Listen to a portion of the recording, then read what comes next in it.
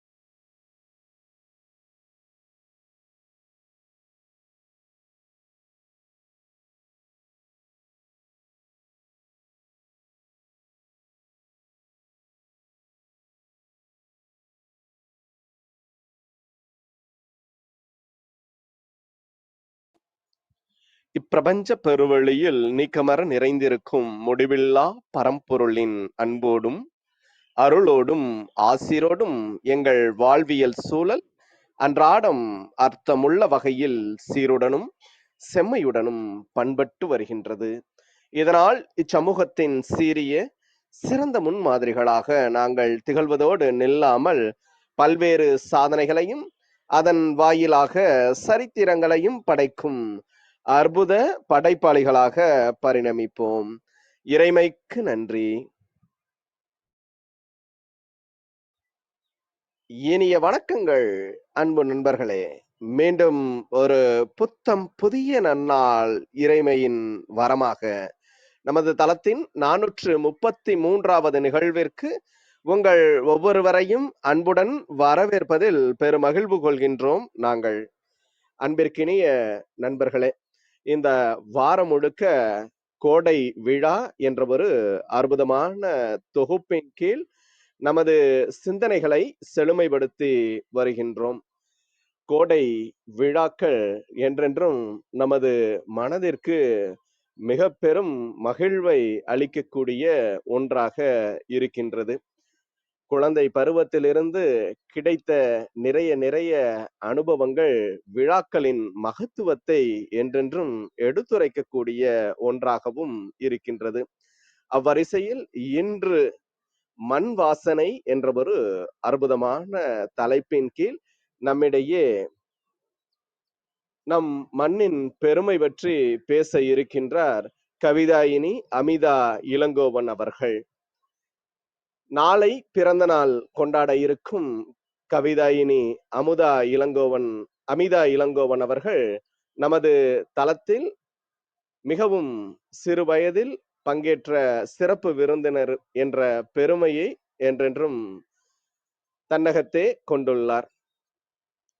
அவர் இன்று நம்மிடையே மண்வாசனை என்ற அற்புதமான தலைப்பின் கீழ் நமது எளிய அழைப்பினை ஏற்று பங்கேற்கும் தருணங்களுக்காக சொல்லரங்க சொந்தங்களாகிய உங்கள் ஒவ்வொருவரின் சார்பிலும் சரித்திரம் படைப்போம் தளம் அவரை இந்நிகழ்விற்கு வருக வருக வருக என்று வரவேற்பதில் பெருமகிழ்வு கொள்கின்றது.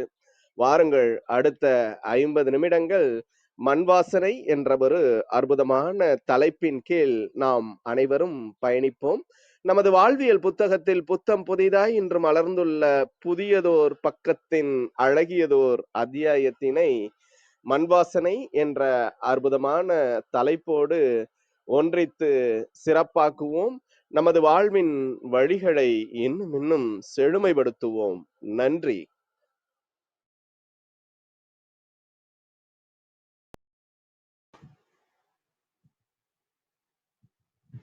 பிக்காசோவின் ஓவியத்தை விட, பீத்தோவனின் இசையை விட, கியூபாவினுடைய ஒரு வாக்கியம், கதையினுடைய ஒரு கடைச்சொல், கம்பனுடைய ஒரு செய்யுள், பாரதியுடைய ஒரு பாட்டு, என் கண்ணதாசனின் ஒரு வரி நம்முடைய வாழ்க்கையையே புரட்டி போடும் வலிமை கொண்டது என்றால் அத்துணை ஆளுமை திறன் கொண்டது நம் தமிழ்.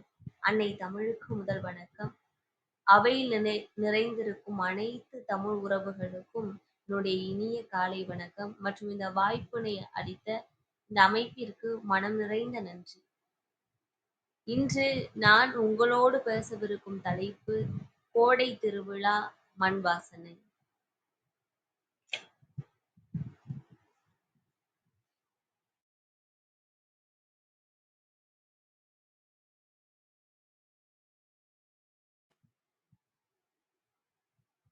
மழை மட்டுமா அழகு, சுடு வெயில் கூட ஒரு அழகு அப்படின்னு ஒரு பாட்டு எல்லாரும் கேட்டிருக்கோம் இல்லையா? அந்த பாட்டு கேட்கலாம் நல்லாதான் இருக்கும். ஆனா இந்த மே மாசம் வந்தாதான் தெரியும் அந்த சுடும் வெயில் கூட ஒரு அழகு, அது எப்படி இருக்கும் அப்படின்னு. அப்படி இந்த சுட்டெரிக்கிற வெயில்ல எங்கடா மகிழ்ச்சி இருக்கும் அப்படின்னு நம்ம எல்லாம் குடும்பத்தோட திரண்டு நம்மளோட அம்மா ஊருக்கோ, அப்பா ஊருக்கோ, இல்ல மாமனார் மாமியார் ஊருக்கோ, இல்ல நண்பர்கள் ஊருக்கோ, இப்படி எல்லாம் வெக்கேஷன் என்ற பெயர்ல ஏதோ ஒரு கோடை திருவிழாவை நம்ம காரணம் காட்டி அல்லது இந்த வெயில காரணம் காட்டி நம்மளோட ஏதோ ஒரு மண் வாசனை நிறைந்த ஒரு ஊருக்கு போயிடுறோம் இல்லையா? அப்படி அந்த மண் வாசனை நிறைந்த ஊர்ல கோடை திருவிழா அப்படிங்கிறது எத்துணை சுகம் உள்ளதா இருக்கும் அப்படிங்கிறத இன்னைக்கு நான் உங்ககிட்ட பகிர்ந்துக்கலான்னு இருக்கிறேன். இந்த மண் வாசனை அப்படிங்கிற இந்த சொல்ல கேட்ட உடனே எனக்கு முதல்ல ஞாபகம் வர கவிதை வைரமுத்து அவர்கள் எழுதிய கவிதை தான். கதகதன்னு களி கிண்டி களிக்குள்ள குழி வெட்டி கருப்பட்டி நல்லெண்ணெய் கலந்தெனக்கு தருவாயே. அப்படின்னு நீங்க யோசிச்சு பாருங்களேன். இதெல்லாம் நானும் சாப்பிட்டது இல்ல. ஏன்னா நம்மலாம் வளர்ந்ததுலேருந்து விடுதியில அப்படி ஏதோ ஒரு பக்கத்துக்கு போயிடுறோம் இல்லையா? ஆனா இதெல்லாம் படிக்கும்போதே நமக்கு அந்த மண் வாசனை நிறைந்த ஊர்ல இப்படி ஒரு உணவு சாப்பிடும்போது எப்படி இருக்கும் அப்படிங்கிறது நினைவுக்கு வருது. நானே சாப்பிடுற மாரி இருக்கு. அப்படி எழுதியிருக்காங்க. கதகதன்னு களிக்கிண்டி, களிக்குள்ள குழி வெட்டி, கருப்பட்டி நல்லெண்ணெய் கலந்து தருவாயே. தொண்டையில அது இறங்கும் சொகமான இளஞ்சூடு மண்டையில இன்னும் மசமசன்னு நிக்குதம்மா. கொத்தமல்லி வறுத்து வச்சு, குறுமிளகா 2 வச்சு, சீரகமும் சிறுமிளகும் சேர்த்து வச்சு நீர் தெளிச்சு, கும்மி அரைச்சு நீ கொழ கொழன்னு வலிக்கையில அம்மி மணக்கும். அடுத்த தெரு மணமணக்கும். தித்திக்க சமைச்சாலும் தித்திக்கிட்டே சமைச்சாலும் கத்தரிக்காய் நெய் வடியும் கருவாடு தேனொழுகும். கோழி குழம்பு மேல குட்டி குட்டியா மிதக்கும் தேங்காய் சில்லுக்கு தேகமெல்லாம் எச்சி ஊறும். உண்மையா ஒரு கிராமத்து வாழ்க்கை இப்படிதான் இருக்கும். இன்னைக்கும் பெரும்பாலான இடங்கள்ல இது பின்பற்றிக்கிட்டு தான் வராங்க. இந்த சுகங்கள் எல்லாம் கண்டிப்பா நம்ம இந்த கோடை காலங்கள்ல நம்மளோட ஊர் பகுதிக்கு போகும்போது நிச்சயமா அனுபவிக்க முடியும். இப்படியெல்லாம் நம்மளோட பாட்டியோ, அம்மாவோ, அக்காவோ வச்சு தர இந்த சுவையான உணவு ஒவ்வொரு மண் வாசனை, ஒவ்வொரு மண் பகுதிய பொறுத்தும் மாறிக்கிட்டே இருக்கும். அதுலயும் குறிப்பா சொல்லணும்னா, ஒவ்வொருத்தவங்களுக்கும் ஒரு கைப்பக்குவம். நான் சமைச்சா ஒரு மாதிரி இருக்கும். அம்மா சமைச்சா ஒரு மாதிரி. பாட்டி சமைச்சா ஒரு மாதிரி. இப்படி ஒவ்வொரு ஒவ்வொரு மண் வாசனைக்கும் சுவை மாறும். அதுலயும் ஒவ்வொரு குடும்பத்துல ஒவ்வொரு உறுப்பினர் சமைக்கும் பொழுதும் அந்த சுவை மாறிக்கிட்டே தான் இருக்கும். அதுதான் நம்ம குறிப்பா சொல்லுவோம் இல்லையா? கும்பகோணம் டிகிரி காப்பி, ஆம்பூர் பிரியாணி, திண்டுக்கல் தலப்பாக்கட்டு இப்படி ஒவ்வொரு மண் பகுதிக்கும் ஒரு உணவு சுவை. அதுல இன்னும் குறிப்பா சொல்லணும்னா, அ அதே சாதத்துல சாம்பார் விட்டு நான் பெசஞ்சு சாப்பிடும்போது ஒரு சுவை இருக்கும். அதே சாதத்துல அதே சாம்பார் விட்டு அம்மா பெசஞ்சு சின்ன சின்ன உருண்டையா உருட்டி குடுக்கும்போது, அது ஒரு சுவை இருக்கும். பாட்டி தரும்போது அது ஒரு சுவை இருக்கும். இப்படி ஒவ்வொரு கைப்பக்குவத்துக்கும் ஒரு சுவை மாறுது. அதேபோல ஒவ்வொரு மண் வாசனைக்கு ஏத்த மாரி அவங்க பயன்படுத்துற பாத்திரங்கள், அந்த அடுப்பு, இது எல்லாமே இன்னும் பெயர்கள் மாறிக்கிட்டே தான் இருக்கும். அவங்க பயன்படுத்துற பொருட்களும் மாறிக்கிட்டே தான் இருக்கும். அவங்களோட உச்சரிப்பு கூட வட்டார வழக்கு அப்படின்னு சொல்லுவோம்ல. நம்ம எல்லாருக்கும் தெரிஞ்சதுதான். கோயம்புத்தூர் பகுதி போனா, "ஏனுங்க எப்படிங்க இருக்கீங்க?" அப்படின்னு சொல்றது. இதே திருநெல்வேலி பக்கம் போனா, என்னல்ல இந்த பக்கம்?" அப்படின்னு சொல்றது. இப்படி மதுரை பக்கம், இப்படி ஒவ்வொரு ஊர் பகுதியிலயும் ஒவ்வொரு மண் வாசனைக்கு ஏத்த மாரி அந்தந்த வட்டார வழக்கும் மாறுது. அதனால அந்த மொழியும் மாறி அழகாக இருக்கும் அதெல்லாம் கேட்கிறப்ப. இதே போல அந்தந்த மண் வாசனைக்கு ஏத்த மாரி, அந்தந்த ஊருக்கு ஏத்த மாரி, அவங்க வழிபடுற அந்த தெய்வங்களும் சரி, அந்த தெய்வங்களுக்காக அவங்க எடுக்கிற திருவிழாக்களும், கொண்டாட்டங்களும் இப்படி ஒவ்வொன்னும் ஒவ்வொரு விதமா இருக்கும். ஆனா எல்லாமே நமக்கு மகிழ்ச்சிய தர்றதா தான் இருக்கும். இன்னும் குறிப்பா சொல்லணும்னா, நம்ம எல்லாத்துக்கும் தெரிஞ்சதுதான். கிராமத்துல இருக்கிற மக்கள்லாம் எவ்வளோ விவரமா இருப்பாங்க அப்படின்னு. நம்மளாலாம் அவங்ககிட்ட பேசி ஜெயிக்க முடியாது இல்லையா? அப்படி அவங்க செய்யற தொழில கூட எவ்வளவு விவரமா செய்யறாங்க அப்படிங்கிறதுக்காக முத்துக்குமார் எழுதியிருப்பாரு பட்டாம்பூச்சி விற்பவன் அப்படிங்கிற புத்தகத்துல மனுஷிகள் அப்படிங்கிற தலைப்புல அந்த பெண்கள் எவ்வளவு விவரமா இருக்கிறாங்க அப்படிங்கறத இப்படி எழுதியிருப்பாரு. கள்ளு கடையில் சால்னா விற்பவள் கெட்ட வார்த்தை துணையால் காத்து கொள்கிறாள் கடையையும் கற்பையும். 10 வருடமாய் மிளகாய் தூளுக்கு மத்தியில் மது குப்பி மறைத்து பாண்டிச்சேரியிலிருந்து கடத்தி விற்க முடிகிறது பேச்சியம்மா கிழவியால். வாசனையாக பேசி ஐயர் தெருவிலும் விற்று விடுகிறாள் கருவாட்டுக்கறி. பாத்தீங்களா எவ்வளோ விவரம்னு? வாசனையாக பேசி ஐயர் தெருவிலும் விற்று விடுகிறாள் கருவாட்டுக்கறி. கைக்கும் வாய்க்குமாய் வாழத்தான் செய்கிறார்கள் இவர்களும் அப்படின்னு அந்த மனுஷிகள் அப்படிங்கிற தலைப்புல இவர் இந்த கவிதையை எழுதியிருப்பாரு. அவங்க செய்யறது எல்லாமே சின்ன சின்ன தொழில் தான். ஆனா அவ்வளோ விவரமா அந்த தொழிலை வந்து அவ்வளோ நாசூக்கா செய்வாங்க. இப்படியெல்லாம் ஒவ்வொரு மண் வாசனை ஒவ்வொரு மண் பகுதிக்கு ஏத்த மாதிரி மாறிக்கிட்டே இருக்கு. அடுத்தது இந்த திருவிழா. குறிப்பா கோடை திருவிழா அப்படின்னு வந்தோம் அப்படின்னா, இந்த கோடை காலத்துல எது நமக்கு குளிர்ச்சி தரும்? கூழு. ஆமா. அதுக்காகவே அந்த கூழ் ஊத்துறதுக்காகவே ஒரு திருவிழா எடுப்பாங்க. ஆடி மாதத்துல கூழ் ஊத்துற திருவிழா. அம்மன் அப்படிங்கிற தெய்வத்துக்காக இந்த திருவிழா எடுப்பாங்க. இந்த திருவிழா அப்படின்னா, ஆடி மாசம் வந்துடுச்சு. அவ்வளவுதான். நாட்டாமைங்க எல்லாம் சேர்ந்து ஒரு கூட்டத்த போடுவாங்க. என்னைக்கு இந்த திருவிழா வைக்கலாம் அப்படின்னு. அடுத்தது ஊர் முழுக்க ஒரு தண்டோரா போட்டு அரிசி அல்லது அவங்களால முடிஞ்ச பொருட்கள், இல்ல அவங்களால முடிஞ்ச பணத்தொகை, இப்படி ஊர்ல இருக்கிற எல்லா மக்களும் சேர்ந்து அவங்களால முடிஞ்ச பொருட்கள் எல்லாம் கொடுப்பாங்க. எல்லா பொருட்களையும் பணத்தையும் வாங்கிட்டு வந்து தேவையான எல்லா பொருளையும் வாங்கி அந்த கோவில்ல உட்கார்ந்து எல்லாரும் சமைக்க ஆரம்பிப்பாங்க. அதாவது அந்த கூழு கிண்ட ஆரம்பிப்பாங்க. இப்படி பெரியவங்க சின்னவங்க எல்லாம் அந்த கூழு கிண்டுறதுக்கு உதவி செஞ்சுட்டு இருப்பாங்க ஒரு பக்கம். அந்த இளைஞர்கள் கூட்டம் எல்லாம் அதான் ஒரு திருவிழான்னு வந்துட்டாலே தெருவுல 4 மூலைக்கும் ரேடியோ கட்டியிருக்கும் இல்லையா? அந்த ரேடியோல வந்து பாட்டு மாத்துறது, இல்ல ஏதாவது அறிவிப்பு செய்யறது, இப்படி எதனா ஒரு வேலை அந்த இளைஞர்கள்லாம் செஞ்சுட்டு இருப்பாங்க. இதுல சம்பந்தமே இல்லாம இந்த குழந்தைகள் கூட்டம். நம்ம எல்லா திருமணத்திலயும் பார்க்கிறதுதான். எல்லா திருமணம் ஒரு பக்கமா நடந்துட்டு இருக்கும். இந்த குழந்தைகள் கூட்டம் மட்டும் எங்கதான் இப்படி ஓடுறாங்க, அப்படி ஓடுறாங்க, எதுக்கு தான் ஓடுறாங்கன்னே தெரியாது. அப்படி இருக்கும் இல்லையா? அதே மாரி எல்லா திருவிழாக்கள்லயும், கோயில்லயும் இருக்கும். எல்லா வேலையும் ஒரு பக்கமா நடந்துட்டு இருக்கும். இந்த சின்ன குழந்தைங்க மட்டும் அதுங்க ஒரு பக்கமா இப்படி ஓடுறது, அப்படி விளையாடுறது, இப்படி ஒரு பக்கமா அது ஒரு விதமா பார்க்கிறதுக்கு ரொம்ப அழகா இருக்கும். இதுல சுத்தி ராட்டினம், இந்த சின்ன சின்ன விளையாட்டு பொருட்கள், பலூன் சுட்டு விளையாடுவோம் இல்லையா? அது மாதிரி. இது மாரி சின்ன சின்ன விளையாட்டு சாதனங்கள்லாம் அப்படியே அந்த கோவில சுத்தி அலங்கரிச்சிருக்கும். எப்படி நம்ம ஒரு கோயில் ஒரு அலங்காரம் நம்ம எல்லாம் பண்றோம் இல்லையா? அந்த தென்னை மட்டையில எடுத்து அத வச்சு பின்னி, இப்படி பூ அலங்காரம் இப்படியெல்லாம் தோரணை இது மாரிலாம் கோயில்ல கட்டுறது ஒரு அலங்காரமோ, அதே போல இந்த திருவிழா காலங்கள்ல இந்த ஐஸ்கிரீம் வண்டி, பஞ்சு மிட்டாய் வண்டி. பஞ்சு மிட்டாய் இப்ப தடை பண்ணிட்டாங்க. ஆனா அது ஒரு அழகா இருக்கும். இது போல கடைகள் இருக்கிறது, விளையாட்டு சாதனங்கள், இதெல்லாம் அந்த கோயில்ல சுத்தி இருக்கிறது. அது ஒரு கூடுதல் அலங்காரம். அந்த திருவிழா அப்படின்னு வந்துட்டாலே அது ஒரு கூடுதல் அலங்காரம். அதுல ஒரு புறம் மக்கள் எல்லாம் விளையாடிக்கிட்டு இருக்காங்க. நம்மளோட பாட்டியோ, இல்ல தாத்தா, இல்ல அத்தை, மாமா யாரோ ஒருத்தவங்க, இந்தாம்மா வளைவி போட்டுக்கோ அப்படின்னு சொல்லி நம்ம கையில குடுக்குற அந்த ரூ. 50 இல்ல ரூ. 100 இது எல்லாமே அந்த திருவிழாவுக்கு கூடுதல் அழகு சேர்க்கும். இப்படியே இதெல்லாம் போயிட்டே இருக்கும்போது அந்த ஒரு கூழ கிண்டி எல்லாரையும் வரிசையில நிக்க வச்சு சாமிய கும்பிட்டுட்டு ஊத்துவாங்க இல்லையா? அப்படியே அந்த கோடை காலத்துக்கு அந்த கூழு குடிக்கிற சுகம் இருக்கே.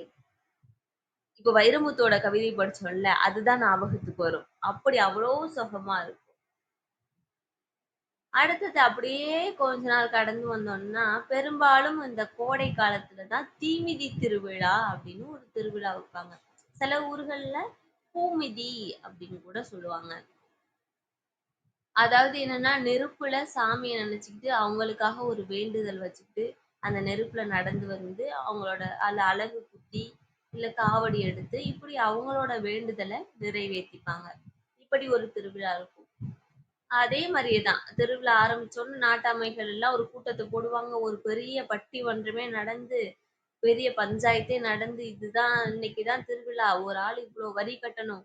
இப்படி எல்லாம் ஒரு கூட்டத்த போட்டு, ஒரு தண்டோராவ போட்டு, அதுல இந்த தீமிதி திருவிழா இன்னும் குறிப்பா சிறப்பா இருக்கும். எங்க ஊர் பகுதிகள்ல, அரியலூர் மாவட்ட பகுதிகள்லாம் இன்னும் என்ன ஒரு கூடுதல் சிறப்பு அப்படின்னா, இந்த தண்டோரா போட்டு சொன்னதுக்கு அப்புறம், மகாபாரதம் பாட ஆரம்பிப்பாங்க. அதுக்காக இப்ப எப்படி வில்லு பாட்டு இதெல்லாம் பாடுறாங்க இல்லையா?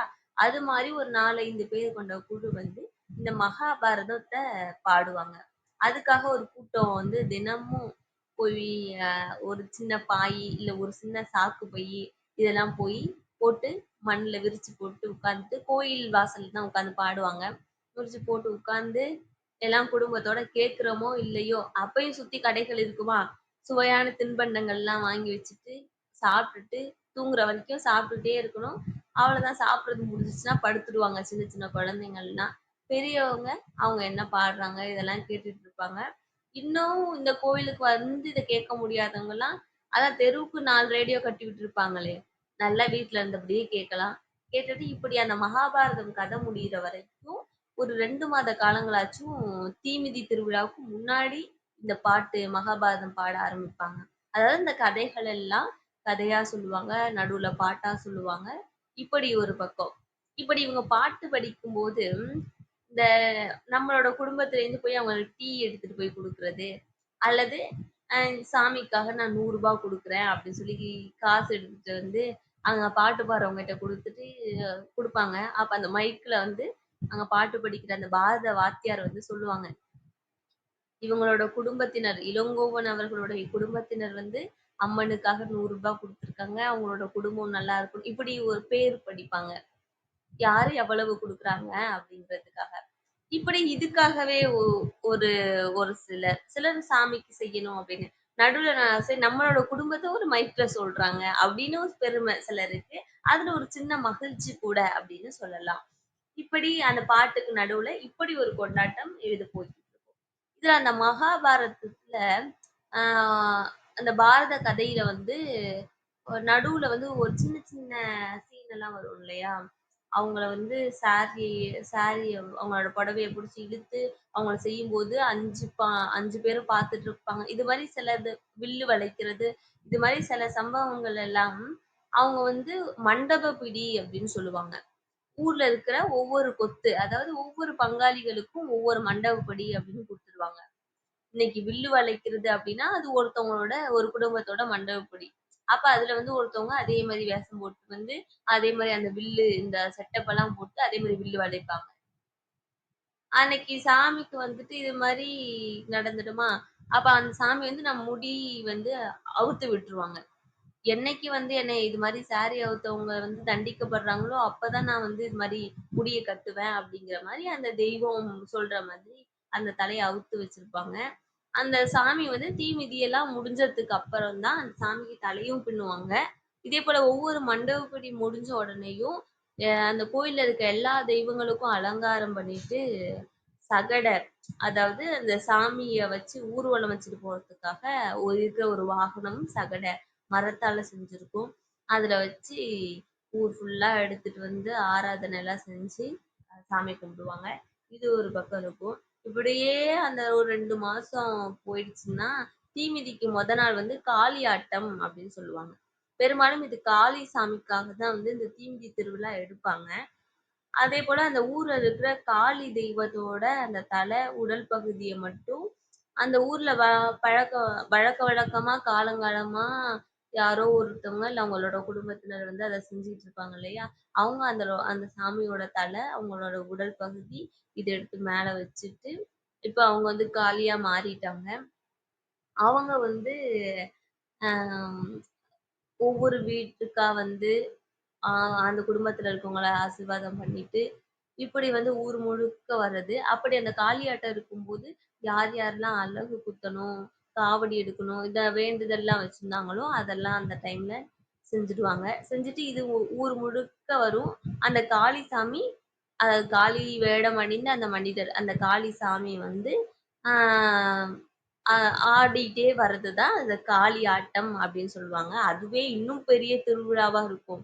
சில குழந்தைங்களுக்கு அந்த காளி சாமிய பார்த்தாலே பயமா இருக்கும், சின்ன குழந்தைங்களுக்குலாம். ஏன்னா, அவ்ளோ காளி சாமி அப்படிங்கிறது பெரும்பாலும் பார்த்திருப்போம். அதனால சிகப்பு கலர்ல நாக்கெல்லாம் வெளில வந்து பயங்கரமா கோவத்துல இருக்கிற மாரி ஒரு தோற்றம் இருக்கும். எங்க ஊர் பகுதிகள்லாம் காளியோட உருவம் அப்படிதான் இருக்கும். சில நேரத்துல அத பார்க்கும்போது கொஞ்சம் பயமா கூட இருக்கும். அதெல்லாம் அந்த சாமியோட உருவத்தெல்லாம் பார்த்தாலே, ஐய்யய்யோ! தப்பு எதுவும் பண்ணிடக்கூடாது. பண்ணிட்டா அவ்வளோதான். அந்த சாமி நம்மள ஏதோ பண்ணிடும் போல. அப்படிங்கிற அளவுக்கு நம்மள பயப்பட வைக்கிற அளவுக்கு அவங்க அந்த தெய்வத்தோட வெளி தோற்றமே இருக்கும்.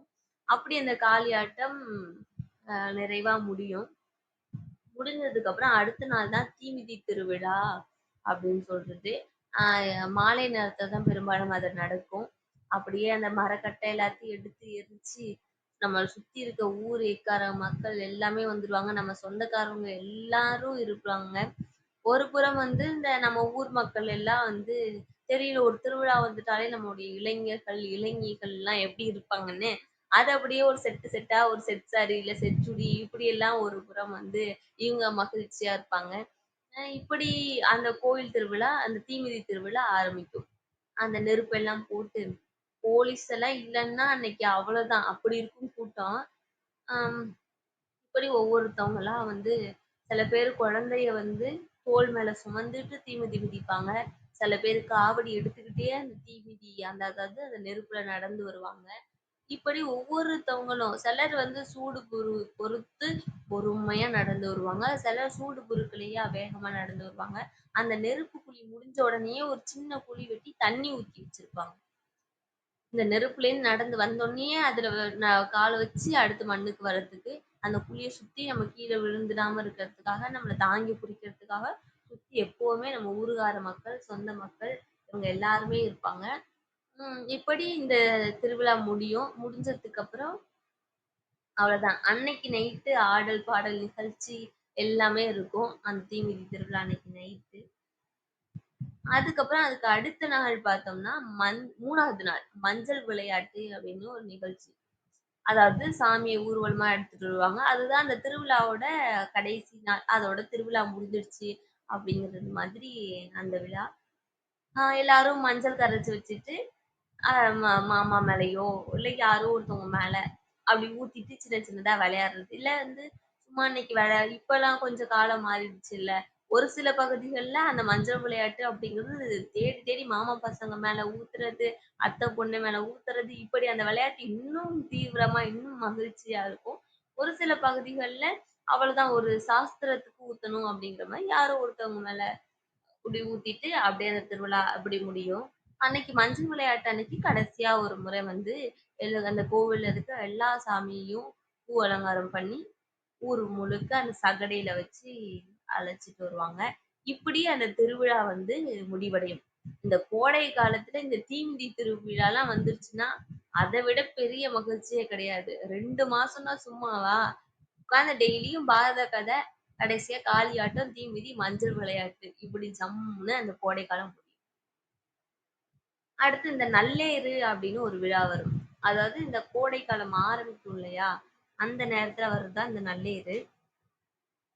இத நல்லேறு எதுக்கு அப்படின்னா, நம்மளோட விவசாயத்துல நல்ல விளைச்சல் வரணும் அப்படிங்கிற காரணத்துக்காக, நம்மளோட முன்னோர்களால காலம் காலமா கொண்டாடிட்டு வர்றதுதான். அதுக்காக ஒரு நாள் குறிச்சு தண்டோரா போடுவாங்க. இன்னைக்கு இது மாரி இந்த நாள் அன்னைக்கு நல்லேறு இந்த நேரத்துல கும்பிடலாம் அப்படின்னு. நல்லேறு அப்படின்னா என்ன அப்படின்னா, நமக்கு சொந்தமான வயல் பகுதி எல்லாம் இருக்கும் இல்லையா? அந்த பகுதிக்கு நம்மகிட்ட இருக்கிற ஆயுதங்கள், அதாவது விவசாயத்துக்காக பயன்படுத்துற ஆயுதங்கள்.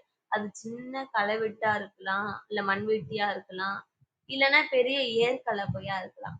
அந்த ரொம்ப முன்னாடி காலத்துலலாம் ஏர்கலப்பை தானே வச்சு உழவு ஓட்டுவாங்க. இப்பதான் நமக்கு வந்து அதுக்காக பெரிய பெரிய வண்டிகள்லாம் பயன்படுத்த ஆரம்பிச்சுட்டோம். அப்போலாம் வந்து ஏர்கலப்பை தான் எடுத்துட்டு, இல்ல இப்போ இருக்கிறவங்க களவெட்டு, இல்ல மண்வெட்டி இத ஏதோ ஒண்ணு எடுத்துட்டு நமக்காக நம்ம சொந்த நிலத்துல, இல்ல வந்து சொந்த நிலம் இல்லாதவங்க குத்தகைக்கு வாங்கி பயிர் செய்வாங்க இல்லையா? அது மாரி நிலங்கள்ல அந்த களவெட்டு, மண்வெட்டி இதெல்லாம் எடுத்துட்டு போயிட்டு, பூ, பழம் இதெல்லாம் எடுத்து, அ அந்த நிலம் வந்து நல்ல விளைச்சல் வரணும்.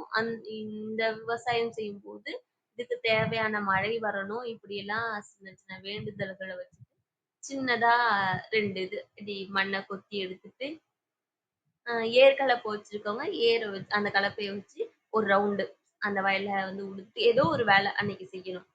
அதாவது விளைச்சல் நல்லா இருக்கணும் அப்படிங்கிற காரணத்துக்காக செய்யணும் அப்படின்னு சொல்லி இந்த நல்லேறு செய்வாங்க.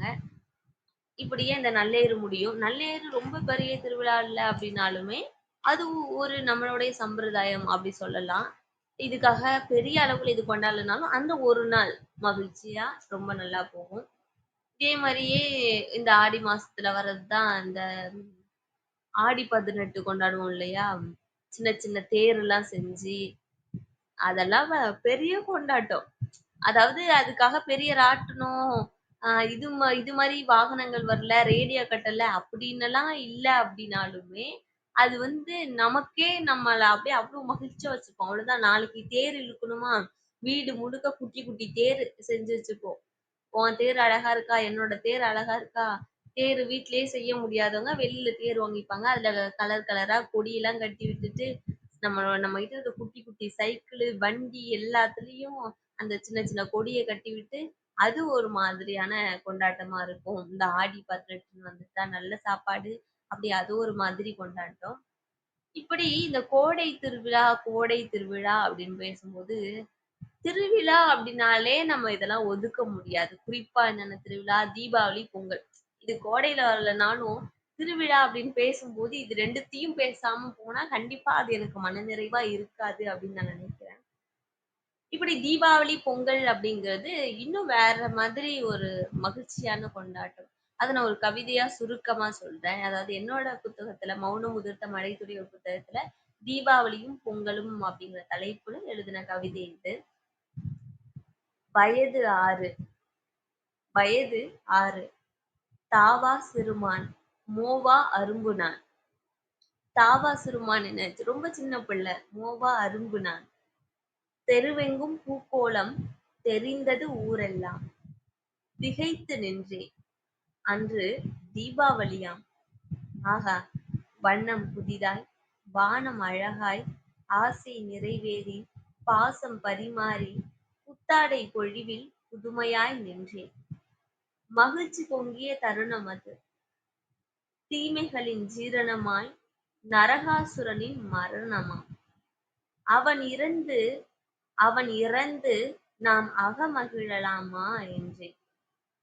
எதிர்மறையானவன் அவன் என்றாள் பாட்டி. காலங்கள் கரைந்தது. கரும்பு வாழைப்பழம் கண்முன்னே. நன்னாள் கொண்டாட்டம். நாயகனாய் கதிரவன். 7 வகை கூட்டு, 8 வகை குருமா, ஒன்பான் சுவையையும் ஒருதர கண்டேன். முத்து முத்தான முந்திரி, தித்திக்கும் திராட்சை. இப்படி 10 பொருட்களின் கலவையாய் பொங்கல். பண்பாட்டை உணர்த்தும் சூரிய வழிபாடு. ஊன் உயிரியையும் மதிக்கும் மாட்டுப் பொங்கல். காளையின் பாய்ச்சல், வீரனின் கூச்சல். வீரன் வாகை சூட, அவனின் பார்வை படாதா என மங்கை மனம் வாட, புதிதாய் பிறக்கும் கரிநாள். காதலியை தேடும் காதலன்.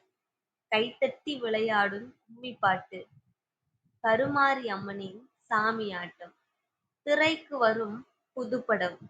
ஆஹா! தமிழர்களின் பண்பாடு தலை சிறந்த மேம்பாடு அப்படின்னு நம்ம நினைக்கிற அளவுக்கு தான். நினைச்சு மெச்சு கொட்டிப்போம். எந்த ஊர்லயா இது மாதிரிலாம் கொண்டாட்டங்கள்லாம் இருக்கு? எங்க நாட்டுல இருக்கு? அப்படின்னு மெச்சு கொட்டிக்கிற அளவுக்கு நம்மளோட பகுதிகள்ல இருக்கிற ஒவ்வொரு திருவிழாக்களுமே வந்து ரொம்ப நமக்கு மகிழ்ச்சி தர்றதாவும், ஏதோ ஒரு காரணத்துக்காக நமக்கு விவசாயத்துக்கு உதவுற சூரியனுக்காக பொங்கல் எடுக்கிறோம் இல்லையா? இப்படி ஏதோ நமக்கு அதுக்கு அந்த பொங்கலையும் குறிப்பா நமக்கு விவசாயத்துக்கு உதவுற மாட்டுக்காகவே ஒரு மாட்டு பொங்கல் எடுக்கிறது. இப்படி நமக்கு நமக்கு உதவுற பொருட்களுக்கு நன்றி செலுத்துற வகையிலயோ, இல்ல நம்ம நம்ம வழிபடுற தெய்வத்துக்கு நன்றி செலுத்துற வகையிலயோ, இப்படி எடுக்கிற ஒவ்வொரு திருவிழாக்களுமே நமக்கு வந்து கண்டிப்பா மகிழ்ச்சியையும், ஏதோ ஒரு காரணங்களுக்காக அதுல நெறைய மூட நம்பிக்கைகள் நிறைஞ்சிருக்கலாம். ஆனா நெறைய அர்த்தம் உள்ளதா இருக்கும். அவங்க செய்யற ஒவ்வொரு செயலுமே நமக்கு எல்லாருக்கும் தெரியும் இல்லையா? புளிய மரத்தடியில போய் படுக்காத பேய் புடிச்சுக்கும் அப்படின்னு சொல்லி வச்சிருப்பாங்க. ஆனா அது எதுக்கு அப்படின்னு அறிவியல் பூர்வமா நம்ம ஆராய்ந்தோம்னா, அதுக்கு நம்ம எல்லாத்துக்கும் தெரிஞ்சதுதான். அதுல இருந்து கார்பன் டை ஆக்சைடு தான் வரும். அது நம்ம நம்ம சுவாசிக்கும்போது வெளியிடுறது தான் கார்பன் டை ஆக்சைடு. நம்ம சுவாசிக்க தேவையானது வந்து ம் O2 தான். ஆனா வந்து நம்ம வந்து புளிய மரத்தடியில படுக்கும்போது அதுலேருந்து வர கார்பன் டை ஆக்சைடு திரும்பி நம்ம சுவாசிச்சோம் அப்படின்னா, அது நமக்கு சுவாசிக்க தகுந்த காற்று அல்ல. அப்படி சுவாசிக்கும் போது நமக்கு மூச்சு திணறல் வரும். இதுதான் என்ன புளிய மரத்தடியில படுத்தா பேய் வந்து அ அ முதுகுல ஏறி அழுத்திடும். அப்போ வந்து உனக்கு மூச்சு முட்டிடும். நீ செத்துடுவ அப்படின்னு. ஏதோ ஒரு காரணத்துக்காக கண்டுபிடிக்கிறது தான் அந்த ஒவ்வொரு திருவிழா எல்லாமே. ஆனா அது அது ரொம்ப தீவிரமா ஆராய்ஞ்சோம்னா நெறைய அர்த்தங்கள் நிறைஞ்சதா தான் அது கண்டிப்பா இருக்கும். ஒவ்வொரு திருவிழா, ஒவ்வொரு வழிபாடு, ஒவ்வொரு தெய்வம் எல்லாமே வந்து ஒவ்வொரு காரணங்களுக்காக, பயனுள்ள காரணங்களுக்காக அவங்க வழிபடுறதா தான் இருக்கும். அத பத்தி நம்ம தீவிரமா ஆராயல அப்படின்னாலும், அவங்களோட போய் இணைஞ்சுட்டோம்னா, அந்த வாழ்க்கை உண்மையாவே சொர்க்கத்துக்கு நிகரானது அப்படின்னு தான் சொல்லணும். இப்ப அப்படியே இங்க இருக்கிற நம்ம எல்லாம் வந்து இந்த கோடை காலத்துக்காக நம்மளோட கிராம பகுதிக்கு ஒரு பயணம் அதாவது இந்த மண் வாசனை நிறைந்த இந்த பகுதிக்கு நம்ம எல்லாம் ஒரு பயணம் போறோம்னு வச்சுக்கோங்க. என்ன நடக்கும்? நான் எங்க ஊர் பகுதிகள்ல இருக்கிறத வச்சு நான் சொல்லுறேன். நீங்க உங்க ஊர் பகுதிகள்ல என்ன நடக்கும் அப்படிங்கிறத நீங்க ஒரு கற்பனையா பண்ணிக்கோங்க. என்ன நடக்கும்? இங்கேருந்து போவேன். போனதுலேருந்து நைட்டு வந்து மரக்கட்டில் தூக்கம் தான். அது வீட்டுக்கு வெளியில வானத்த பார்த்த மாதிரி தூங்கலாம். ஏன்னா வந்து கோடை காலம்ல வீட்டுக்குள்ளலாம் இருக்க முடியாது. வெயில்ல வந்தா நல்ல காத்து, நல்ல குளிர்ச்சியான காத்து. ஏன்னா எல்லா கிராம பகுதிகள்லுமே வந்து வீட்ட சுத்தி மரங்கள் தானே இருக்கும். அப்போ வந்து நல்ல குளிர்ச்சியான காத்து. அடுத்த நாள் காலையில எந்திரிச்சா, வேப்பங்குச்சி வச்சு பல்லு விளக்குற சிலர் இருக்காங்க. சிலர் நம்ம எல்லாம் இந்த பல் தூரிகை பேஸ்ட் பிரஷ் வச்சு பல் விளக்கிட்டு, அடுத்து அப்படியே காலை கடன முடிச்சுட்டு, ஆத்துல ஒரு குளியல போட்டுட்டு, வந்து டீ, காஃபி இதெல்லாம் குடிச்சிட்டு, அப்படியே வயல் பக்கம் போனா, அழகா பூத்து குலுங்குற அந்த பூக்கள், வண்ணத்து பூச்சி, எதையோ தேடுற அந்த வண்ணத்து பூச்சி, காய், கனிகள், இப்படி எல்லா எல்லாமே ஒரு அழகா தெரியும். குறிப்பா சொல்லணும்னா, இது எல்லாத்தையும் வெயிலுக்கு முன்னாடி போய் பார்த்தா தான் அழகா தெரியும். சுட்டெரிக்கிற அந்த வெயில்லலாம் போய் பார்த்தா நமக்கு எதுவும் கண்ணே தெரியாது. அந்த அளவுக்கு இப்போ கோடை வெயில் ரொம்ப மோசமா போய்க்கிட்டு இருக்கு. அதனால இதெல்லாம் வெயிலுக்கு முன்னாடி போய் பார்க்கணும். பார்த்தா அது ஒரு அழகா தெரியும். காலை நேரத்துல சொல்லவா வேணும்? நம்ம காலை நேரத்துல எந்திரிச்சு இந்த மீட்டிங்க பார்க்கும்போதே நமக்கு எவ்வளவு புத்துணர்ச்சியா இருக்கு. அதுபோல அந்த வயல் பகுதிக்கெல்லாம் போனா எப்படி இருக்கும் யோசிச்சுக்கோங்க. அதே போல அதுக்கப்புறம் குடும்பமா ஒரு விளையாட்டு. அப்படியே மாலை நேரம் வந்துடுமா, வெயில் நேரம் வந்துடுமா, ஒரு இளநீர போடு, ஒரு நொங்க போடு, அப்படியே சாப்பிட்டுட்டு, அப்படியே மதியம் ஆட்டுக்கறி, கோழிக்கறி, முட்டை, மீனு, சொந்த ஊருக்கு போயிருக்கோம்ல சும்மாவா? அப்படியே சொந்தக்காரவங்க எல்லாம் ஒரு தலவாழை இலைய போட்டு ஒரு நல்ல சாப்பாடு. அப்படியே கொஞ்ச நேரத்துல ஒரு குட்டி தூக்கம். அதே வெயில்ல இந்த இளைஞர்கள், இந்த பெரியவங்கலாம் இருக்காங்க பாருங்க. இந்த கிரிக்கெட் விளையாடணும்னு அந்த மொட்டை வெயில்ல இது அவங்களுக்கு ஒரு கோடை திருவிழா மாதிரி. இந்த கிரிக்கெட் விளையாடுறது அப்படிங்கிறது. அதுவும் இந்த வெயில்ல விளையாடுறது. நம்ம வீட்ல இருக்க அம்மா, அப்பா, அக்காலாம் என்ன திட்டு கேட்க மாட்டோம். அந்த கிரிக்கெட் மேல ஒரு காதல். அது ஒரு திருவிழா மாதிரி. பேட் எடுத்துட்டு கிரிக்கெட் விளையாட கிளம்பிடுறது வெயிலுக்கு. அந்த இந்த கிரிக்கெட்ட முத்துக்குமார் வந்து இப்படி எழுதியிருப்பாரு ஒரு பட்டாம்பூச்சி விற்பவன் அந்த புத்தகத்துல தான் எழுதியிருப்பாங்க. தலைப்பு வந்து ஒரு கிராமத்து கிரிக்கெட் அப்படின்னு சொல்லி எழுதியிருப்பாரு. தென்னை மட்டையில் செதுக்கிய பேட், தென்னை மட்டையில் செதுக்கிய பேட், சைக்கிள் டியூப்பில் செய்த பந்து, ஆடா தொடை குச்சி தான் ஸ்டெம்ப், விதிகள் எதுவும் யாருக்கும் தெரியாது. மட்டையில் பட்டால் ரன்னு, குச்சியில் பட்டால் அவுட்டு. பள்ளியில் படிப்பதால் விசேஷ கவனிப்பெனக்கு. எல்லாம் தெரிந்ததா எல்லோரும் நினைத்தாலும் ரொம்ப நாள் வரை கவாஸ்கருக்கும் கபில்தேவுக்கும் வித்தியாசம் தெரியாது. இப்படி ஒரு கிராமத்து கிரிக்கெட்ட பத்தி அழகா எழுதியிருப்பாங்க. இதுதான் நமக்கு நம்ம ஊர் பகுதிகள்ல போனா இன்னமும் சரி, நம்ம இந்த வெயில் நேரத்துல இந்த வண்டியில பயணம் செய்யறதுக்கே நமக்கு இவ்ளோ அலுப்பா இருக்கு. அப்ப நம்ம அப்படியே ஒவ்வொரு பகுதியா பார்த்துட்டே போனோம்னா, ஊருக்கு ஒரு கிரவுண்டுல கண்டிப்பா பசங்க வந்து கிரிக்கெட் விளையாண்டுட்டு இருப்பாங்க. அவங்களுக்கு அந்த திருவிழா ஒரு திருவிழா மாதிரி. இப்படி அந்த கிரிக்கெட்ட விளையாடுறது. நமக்கும் ஒண்ணும் தெரியாது. கிரிக்கெட்ட பத்தி எந்த அறிவும் இருக்காது. அங்க இருக்கிற என்ன மாதிரி சில குழந்தைகளுக்கெல்லாம். ஆனாலும் இந்த பசங்க எல்லாம் அதுக்காக ஒரு போட்டி அடுத்து கிரிக்கெட் வந்து ஒவ்வொரு லெவலா முடிச்சுட்டு, அடுத்து வந்து ஒரு கிரிக்கெட் போட்டி வைப்பாங்க. ஊர்ல இருக்க பெரிய பெரிய தலைவர்கள்லாம் அந்த பரிசு தொகை அதுக்கு வழங்குவாங்க. அந்த சுத்து வட்டாரத்துல இருக்க இளைஞர்கள்லாம் இல்ல வந்து கிரிக்கெட் ஆர்வம் இருக்கிற மக்கள்லாம் வந்துட்டு ஒவ்வொரு டீமா வந்து வந்து பார்ட்டிசிபேட் பண்ணி வின் பண்ணுவாங்க. அதுக்கு ஒரு அமௌண்டா இருக்கும். அவங்க மைக்ல அனௌன்ஸ் பண்ணிட்டு இருப்பாங்க. இத்தன ரன்னு, இத்தன சிக்ஸ் அப்படின்னு. அது என்ன அப்படின்னே தெரியலனாலும், அத உட்கார்ந்து பாரதம் கேட்கிற மாரி ஒரு சில பாட்டிங்கள் அப்படி இருக்கும். அது ஒரு கொண்டாட்டம். இப்படியே கிரிக்கெட் முடிச்சுட்டு வீட்ல திட்டு வாங்கிட்டு, வந்து ஒரு குளியல். அப்படியே சுட சுட பசு மாட்டுலேருந்து பால கறந்து அப்படியே ஒரு டீ. நல்ல உணவு. நைட்டு ஃபுல்லா நல்லா பேசிட்டே, நல்ல தூக்கம். இதெல்லாம் வந்து கோடை கொண்டாட்டம். இதுக்கு நடுவுல கிரிக்கெட் ஆர்வம் இல்லாதவங்க, இல்ல அப்படியே அத விளையாடிட்டு வந்து மத்தவங்க வந்து மத்த நேரத்துல ஏதோ வீட்ல குடும்பத்துல இருக்கிறவங்களுக்கு அவங்க வேலை செய்யறதுக்கு ஏதோ ஒரு உதவி. இப்படி இது ஒரு பெரிய கொண்டாட்டமா இருக்கும் இந்த கோடைக்காலம். என்னதான் வெயில் அடிச்சாலுமே, அதுக்கு மத்தியிலயும் நாங்க ஜாலியா தான்யா இருப்போம் அப்படின்னு நிரூபிச்சு காமிப்பாங்க நம்மளோட மக்கள். இந்த மண் வாசனை அப்படிங்கிறது இவ்ளோ ஆனந்தம் தர்றதா இருக்குல்ல. இந்த மண் வாசனை இன்னும் ஒரு மனுஷன எந்த அளவுக்கு இழுத்துட்டு போகும் அப்படின்னா, ராணுவ வீரன் இருக்காங்க இல்லையா? எதுக்காக போறாங்க ராணுவத்துக்கு? அந்த மண் வாசனைங்க. மண் மேல உள்ள காதல். அதுக்காக தான் போய் ராணுவத்துல அந்த எல்லையில நிக்கிறான். நம்மளோட நாட்டோட எதிர்காலத்துக்காக, அவனோட நிகழ்காலத்த தொலைச்சுட்டு, அவனோட குடும்பம் எல்லாத்தையும் விட்டுட்டு போய் நிக்கிறான். எதுக்காக? மண்ணுக்காக. அந்த அந்த அங்க நடக்கிற அந்த துப்பாக்கி சூடோ ஏதோ ஒண்ணு.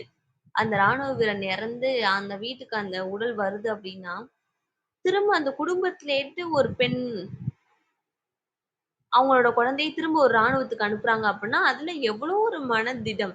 என்னைய பொறுத்தவரைக்கும் ஒரு குடும்பத்தில இருந்து ஒரு பையன இல்ல ஒரு பொண்ண வந்து ராணுவத்துக்கு அனுப்புறது அப்படிங்கிறதே அது ரொம்ப பாராட்டத்தக்கது. ஏன்னா, நம்ம அம்மா, அப்பா என்ன செய்வாங்க, நம்ம மேல உள்ள கூடுதல் பாசத்துல நமக்கு ஸ்கூலுக்கு போகும்போது, டிஃபன் பாக்ஸ்ல சாப்பாடு குடுக்கும்போதே, "யாருக்கும் குடுக்காத, நீ மட்டும் சாப்பிடு." அப்படியே எல்லாத்துக்கும் குடுத்தாலும், எல்லாருக்கும் கொஞ்சம் கொஞ்சமா குடுத்துட்டு, "நீ சாப்பிடு சாமி" அப்படின்னு சொல்லி தானே அனுப்புவாங்க. அப்படி பாத்துக்கிற அப்பா, அம்மா வந்து ஒரு பையன, இல்ல ஒரு பொண்ண வந்து ராணுவத்துக்காக அனுப்புறது அப்படிங்கிறதே ஒரு பெரிய விஷயம். அத தாண்டி ஒரு பையனுக்கோ, ஒரு பொண்ணுக்கோ, நான் ராணுவத்துக்கு போகணும் அப்படின்னு அந்த மண்ணின் மீது வர அந்த காதல் அப்படிங்கிறது நிச்சயமா பாராட்ட வேண்டியது. அது எல்லாருக்கும்லாம் கண்டிப்பா வராது. அது மாரி நம்ம நாட்டுல பெருமைப்படக்கூடிய மக்கள் நெறைய பேர் இருக்காங்க. இந்த மண் வாசனை அப்படிங்கிறதுல வந்து பேசும்போது, கண்டிப்பா இந்த ராணுவம் அப்படிங்கிறத நம்ம ஞாபகம் வச்சுக்கணும். அவங்க நமக்காக செஞ்ச உயிர் தியாகங்களையும் நம்ம கண்டிப்பா ஞாபகம் வச்சுக்கணும். இப்படியே அந்த கோடை காலம் முடிஞ்சு, திரும்பி எல்லாம் அலுவலகத்துக்கு போகணும், பள்ளிக்கு போகணும் அப்படிங்கிற ஒரு இதுல, திரும்ப நம்ம எல்லாருமே இந்த நகர்ப்புறத்துக்கு இல்ல எல்லாருமே ஒவ்வொரு பகுதிக்கு அவங்க சொந்த பகுதிக்கு போயிடுறாங்க.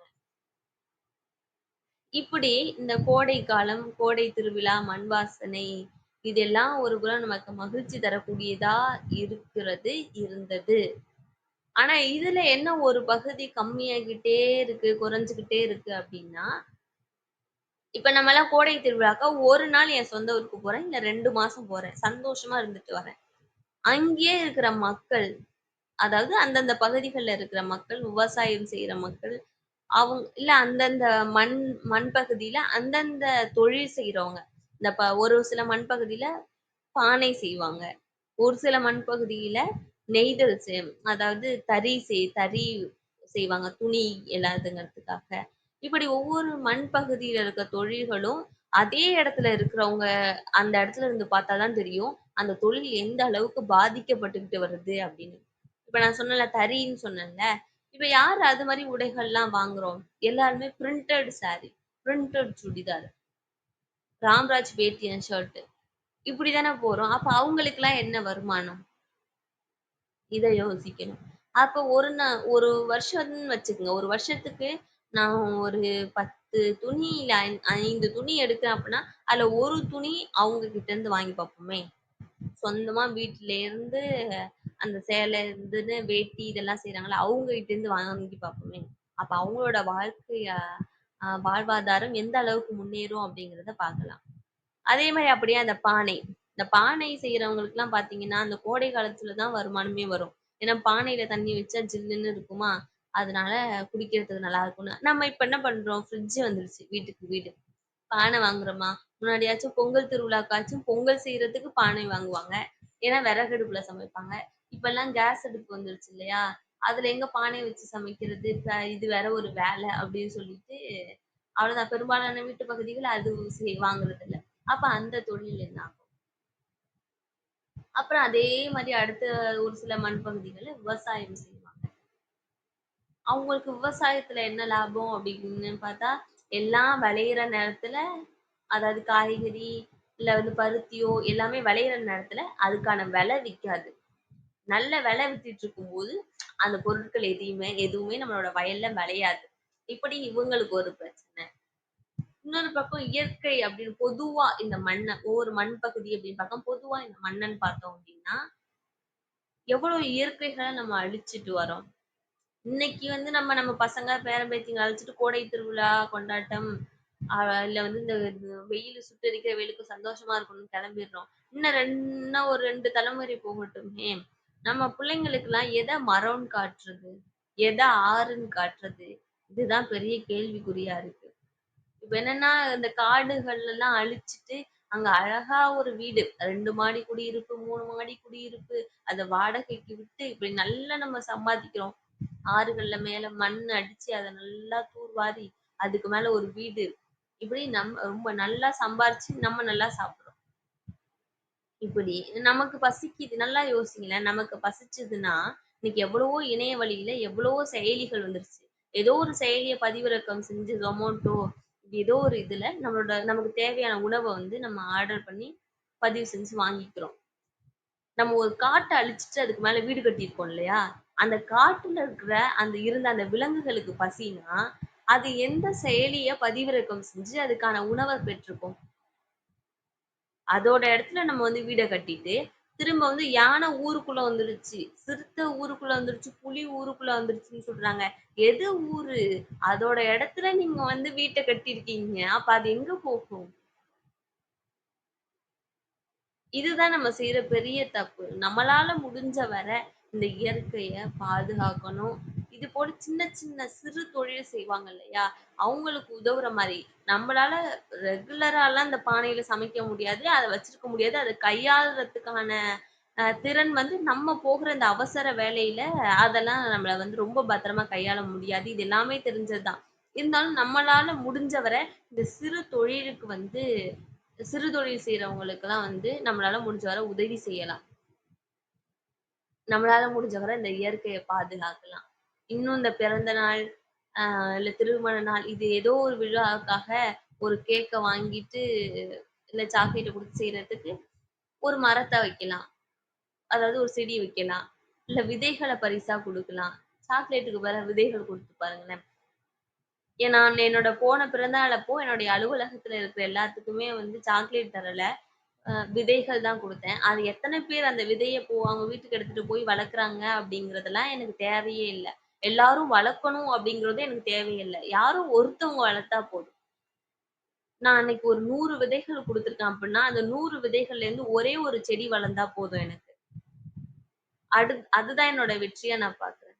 அப்ப நம்மளால முடிஞ்ச வர இப்பதான் மாடி தோட்டம்லாம் வந்துருச்சு இல்லையா? அதனால நம்ம எவ்வளவோ பண்ணலாம். அப்படி நம்மளால முடிஞ்ச வர இந்த இயற்கைய நல்லா பார்த்துக்கணும். அப்பதான் நம்ம உயிரோட இருக்க முடியும். நம்ம மகிழ்ச்சியாவும் இருக்க முடியும். இப்படி நம்ம கொண்டாட்டங்களுக்காக மத்த இடங்கள வந்து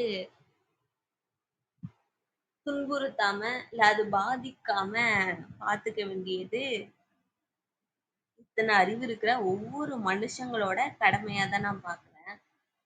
இப்ப எவ்வளவோ மாறிடுச்சு இல்லையா? அந்த காலத்துலலாம் நம்ம பாட்டி என்ன செய்வா? சாணத்த உருண்டை உருண்டையா எடுத்து தூரத்துல தெரியுற அந்த சுவர்ல அடிச்சு ராட்டியா செஞ்சு, அத எரிச்சு, சாம்பலாக்கி பல் விளக்குவாங்க. இப்பலாம் பேஸ்ட், பிரஷ் இப்படிலாம் வந்துடுச்சு. இப்படி காலங்கள் மாறிட்டே இருந்தாலும், நம்ம ஏதோ ஒரு அவசரத்துல வேலைக்காக ஓடிட்டே இருக்கிறோம் அப்படின்னாலுமே, நம்ம வாழ்றதுக்கு இயற்கை கொஞ்சம் தேவை. நம்ம மகிழ்ச்சியா இருக்கிறதுக்கு இயற்கை கொஞ்சம் தேவை. அந்த இயற்கைய நம்மளால முடிஞ்ச வரை கொஞ்சம் பாதுகாத்துப்போம். நம்மளோட குழந்தைகளுக்கும் இதெல்லாம் பாதுகாக்கிறதுக்கு சொல்லிக் குடுப்போம். அப்படின்னு சொல்லி, இந்த கோடை திருவிழா இப்போ இதுவும் கோடை திருவிழா வந்துடுச்சு. அவ்வளவுதான். சொந்த ஊர்ல இருந்து இத கேட்கிற மக்களுக்கும், இத வந்து கோடைனாலும் நான் எங்க ஊர்ல தான்ப்பா இருக்கேன். நான் நகரத்துல தான்ப்பா இருக்கிறேன். இங்க இருந்து தான்ப்பா கேட்டுட்டு இருக்கேன். என் ஹஸ்பண்டுக்கு வேலைக்கு போறதுக்காக சமைச்சுட்டே இத கேட்டுக்கிட்டு இருக்கேன். இப்படி இருக்கிற பெண்களுக்கும், இல்ல வேலைக்கு கிளம்பிட்டே இத கேட்டுட்டு இருக்க அனைத்து பெரியவங்களுக்கும், குழந்தைங்கள்ல இருந்து எல்லாருக்குமே இவ்வளோ நேரம் என்னுடைய உரையை கேட்டவங்க எல்லாருக்குமே என்னுடைய மனம் நிறைந்த நன்றியை தெரிவித்துக் கொள்கிறேன். இன்னைக்கு எனக்கு தெரிஞ்ச வர நான் இப்ப பேசுறது உங்களுக்கு கண் முன்னாடி வரணும் அப்படிங்கிறதுக்காக நான் வந்து சொல்றதுதான். இதுல எந்த ப்ரிப்பரேஷனும் இல்ல. நான் எங்க ஊர்ல பார்த்ததும், இததான் நான் எனக்கு தெரிஞ்சத நான் உங்ககிட்ட சொல்லியிருக்கேன். இதுல உங்களுக்கு எதெல்லாம் தேவை அப்படின்னு தோன்ற அந்த குறிப்புகள உங்களுக்குள்ள எடுத்துட்டு, அத கண்டிப்பா கடைபிடிங்க. இந்த நாள் இனிதாக அமையட்டும். இந்த வாய்ப்பினை கொடுத்த அமைப்பிற்கு மனம் நிறைந்த நன்றிகள். சாவலும் தமிழ் படித்து சாக வேண்டும். எந்தன் சாம்பலும் தமிழ் மனம் கமழ்ந்து வேக வேண்டும். வாய்ப்பிற்கு நன்றி பாராட்டி விடைபெறுகிறேன். நன்றி, வணக்கம். நன்றி. அன்பு தங்கை. மிகவும் சிறப்பான ஒரு ஒவ்வொருவரையும் அவரது கிராமங்களுக்கு அங்கு கொண்டாடப்படும் விழாக்களுக்கு கோடை விழா என்ற இந்த தொகுப்பின் மண் வாசனை வழியே எங்களை அழைத்து சென்றதற்கு மனம் நிறைந்த நன்றி. இந்த ஆண்டு தங்களது 24வது ஆண்டில் அடியெடுத்து வைக்கின்றீர்கள். உங்களுக்கு சொல்லரங்க சொந்தங்களாகிய அன்பு நண்பர்கள் ஒவ்வொருவருடனும் இணைந்து சரித்திரம் படைப்போம் தளம் மனம் நிறைந்த பிறந்த நாள் நல்வாழ்த்துக்களை பகிர்ந்து கொள்வதில் பெரும் மகிழ்வு கொள்கின்றோம். ஏற்றங்கள் நிறைந்த வருடங்களாக இனி வரும் வருடங்கள் அமைந்திடவும் தாங்கள் அடியெடுத்து வைக்கும் ஒவ்வொரு முயற்சிகளும் ஆக சிறந்த வெற்றி அடையவும் மௌனம் உதிர்த்த மலைத்துளிகள் போல இன்னும் நிறைய நிறைய நூல்கள் இந்த தமிழ் கூறும் நல்லுலகிற்கு படைக்கவும் இன்னும் இலக்கிய வானில் சிறகடித்து பறக்கவும் அன்பின் வாழ்த்துக்களை பகிர்ந்து கொள்கின்றோம். அது மட்டுமல்லாமல் எப்பொழுதும் மன நிறைவு, மன மகிழ்ச்சி, மன அமைதியோடு வாழ்வியலை எதிர்கொள்ளும் வரத்தை பெற்றிடவும் அன்பின் வாழ்த்துக்களை உங்க சொல்லரங்க சொந்தங்களுடன் இணைந்து பகிர்ந்து கொள்வதில் பெரும் மகிழ்வு கொள்கின்றோம். அன்பிற்கினிய நண்பர்களே, நாம் அனைவரும் இணைந்திருப்பது சரித்திரம் படைப்போம் தளம். ஒவ்வொரு வாரமும் ஒவ்வொரு தொகுப்பு, ஒவ்வொரு நாளும் ஒவ்வொரு தலைப்பு, வார இறுதியில் சிறப்பு விருந்தினரின் அழைப்பு, ஞாயிறுதோறும் நமக்கான விடுப்பு என்ற அடிப்படையில் நமது தளம் இயங்கி வருகின்றது. அவர் இசையில் இந்த வாரம் முழுக்க கோடை விழா என்ற அற்புதமான தலைப்பின் கீழ் நாம் பயணித்து வருகின்றோம். நாளை நமது தளத்தில் ஆரோக்கியம் அத்தியாவசியம் என்ற தொடர் நிகழ்வின் மற்றும் ஒரு அழகிய பாகத்தினை நமக்கு அன்பு பரிசாக வழங்க இருக்கின்றார் தாய்நாடு சமுதாய கல்லூரியின் நிறுவனர் அன்பு சகோதரி மஞ்சு பார்கவி அவர்கள். வரும் வெள்ளிக்கிழமையன்று வாசிப்பை நேசிப்போம் பகுதியில் பைந்தமிழ் இலக்கிய பேரவையின் தலைவர் அன்பு தம்பி அதிவீரபாண்டியன் அவர்கள் தமது பிறந்த நாள் சிறப்புரையோடு வாசிப்பு அனுபவம் குறித்த பார்வையை நம்மோடு பகிர்ந்து கொள்ள இருக்கின்றார். வரும் சனிக்கிழமை நமது சரித்திரம் படைப்போம் தளத்தின் 75வது வார சிறப்பு நிகழ்வு. இதில் வளரி எழுத்துக்கூடத்தின் நிறுவனர் மற்றும் வளரி பெண்கள் பன்னாட்டு அமைப்பு பேரவையின் நிறுவனர், நிறைய பத்திரிகையாளராக சமூக நலன் சார்ந்து பயணிக்கக்கூடிய அன்பு சகோதரர் வளரி அருணா சுந்தரராசன் அவர்கள் நம்மிடையே சிறப்பு விருந்தினராக பங்கேற்று தமது வாழ்வியல் பக்கங்களை நம்முடன் பகிர்ந்து கொள்ள இருக்கின்றார். ஒவ்வொரு நாள் நிகழ்வுகளிலும் முழுமையாக பங்கேற்கவும் சரித்திரம் படைப்போம் தளத்தோடு கரம் கோர்த்து பயணிக்கவும் அன்புடன் அழைக்கின்றோம். இப்பொழுது நிகழ்வின் நெறியாளுமையை தொடரவும் முதன்மை கருத்தினை வழங்கிடவும் அன்பு தோழர் கற்பகவள்ளி அவர்களை அன்புடன் அழைக்கின்றோம். நன்றி. நன்றிங்க தோழர். அனைவருக்கும் வணக்கம். அமிதா இளங்கோவன் அவர்களுக்கு இனிய பிறந்த நாள் நல்வாழ்த்துக்கள். நாளை அவர்கள் பிறந்தநாள் கொண்டாட இருக்கும் சூழ்நிலையில் நம்முடன் கோடை விழா அப்படின்ற ஒரு தொகுப்புல மண் வாசனை அப்படிங்கிறத பத்தி ரொம்ப ரொம்ப அழகா பகிர்ந்துக்கிட்டாங்க.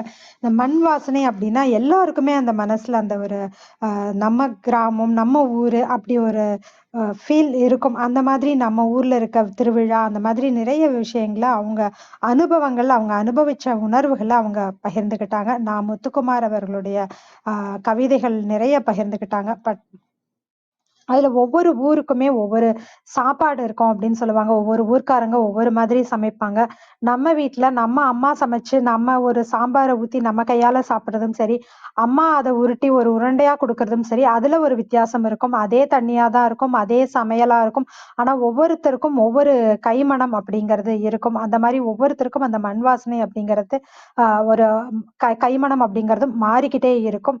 கோடை காலத்துல நிறைய விழாக்கள் இருக்கும். நம்ம ஊருக்கு போறதா இருக்கட்டும், இல்ல நம்ம நண்பர்களை சந்திக்கிறது, போய் எல்லாரும் குடும்பத்தோட, உறவுகளோட மகிழ்ச்சியா இருக்கிறது. இது எல்லாமே அந்த கோடை காலத்துல நடக்கிறது.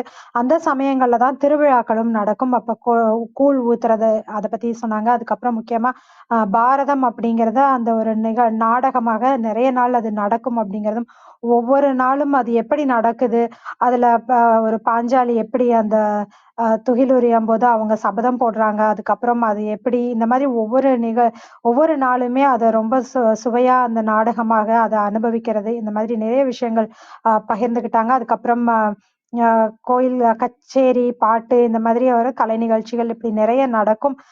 மஞ்சள் விளையாட்டு அப்படிங்கிறதும் நடக்கும் அப்படிங்கிறது. அது மாமா பையனா இருக்கட்டும், இல்ல அத்தை பொண்ணு இப்படி மாமன் மகள் இப்படி முறை மாமன் இல்ல முறை பொண்ணு மேல மஞ்சள் ஊத்தி விளையாடுறது. இத முறை பையன் மேல மட்டும் இல்ல ஊத்துறதுன்னு நினைக்கிறேன். அந்த மாரி ஊத்தி விளையாடுறது அப்படிங்கிறதும் நிறைய பேரா அது பண்ணுவாங்க. ஒரு சில இடங்கள்ல இப்போ கொஞ்சம் அருகிட்டு வருது. ஆனாலும் ஒரு சம்பிரதாயத்துக்காவது அந்த ஊத்திட்டு நிறுத்திடுறாங்க. அந்த மாரியாவது பண்ணிட்டு இருக்காங்க அப்படிங்கிறதையும் இப்படி நிறைய விஷயங்கள் நடக்கும் கிராமத்துல கோடை திருவிழாக்கள் அப்படிங்கிறத பகிர்ந்துக்கிட்டாங்க.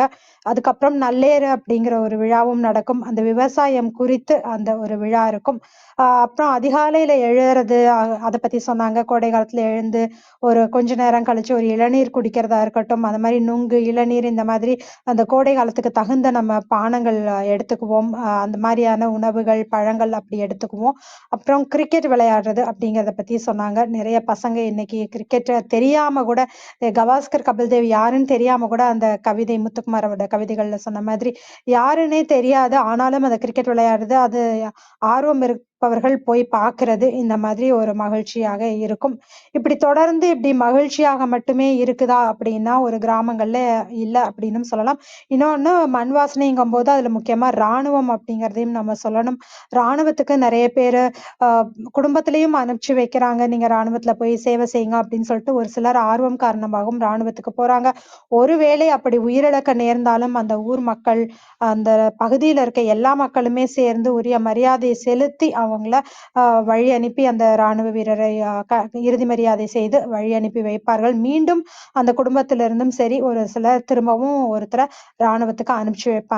இந்த மாதிரி நிறைய மண் வாசனைன்னு சொல்லும்போது நம்ம தாய்நாடு அப்படின்ற ஒரு ஒரு மனசுல ஒரு உணர்வு இருக்கும். அந்த ஒரு மண் வாசனைக்காகவும் இப்படி நம்ம செய்யறோம்.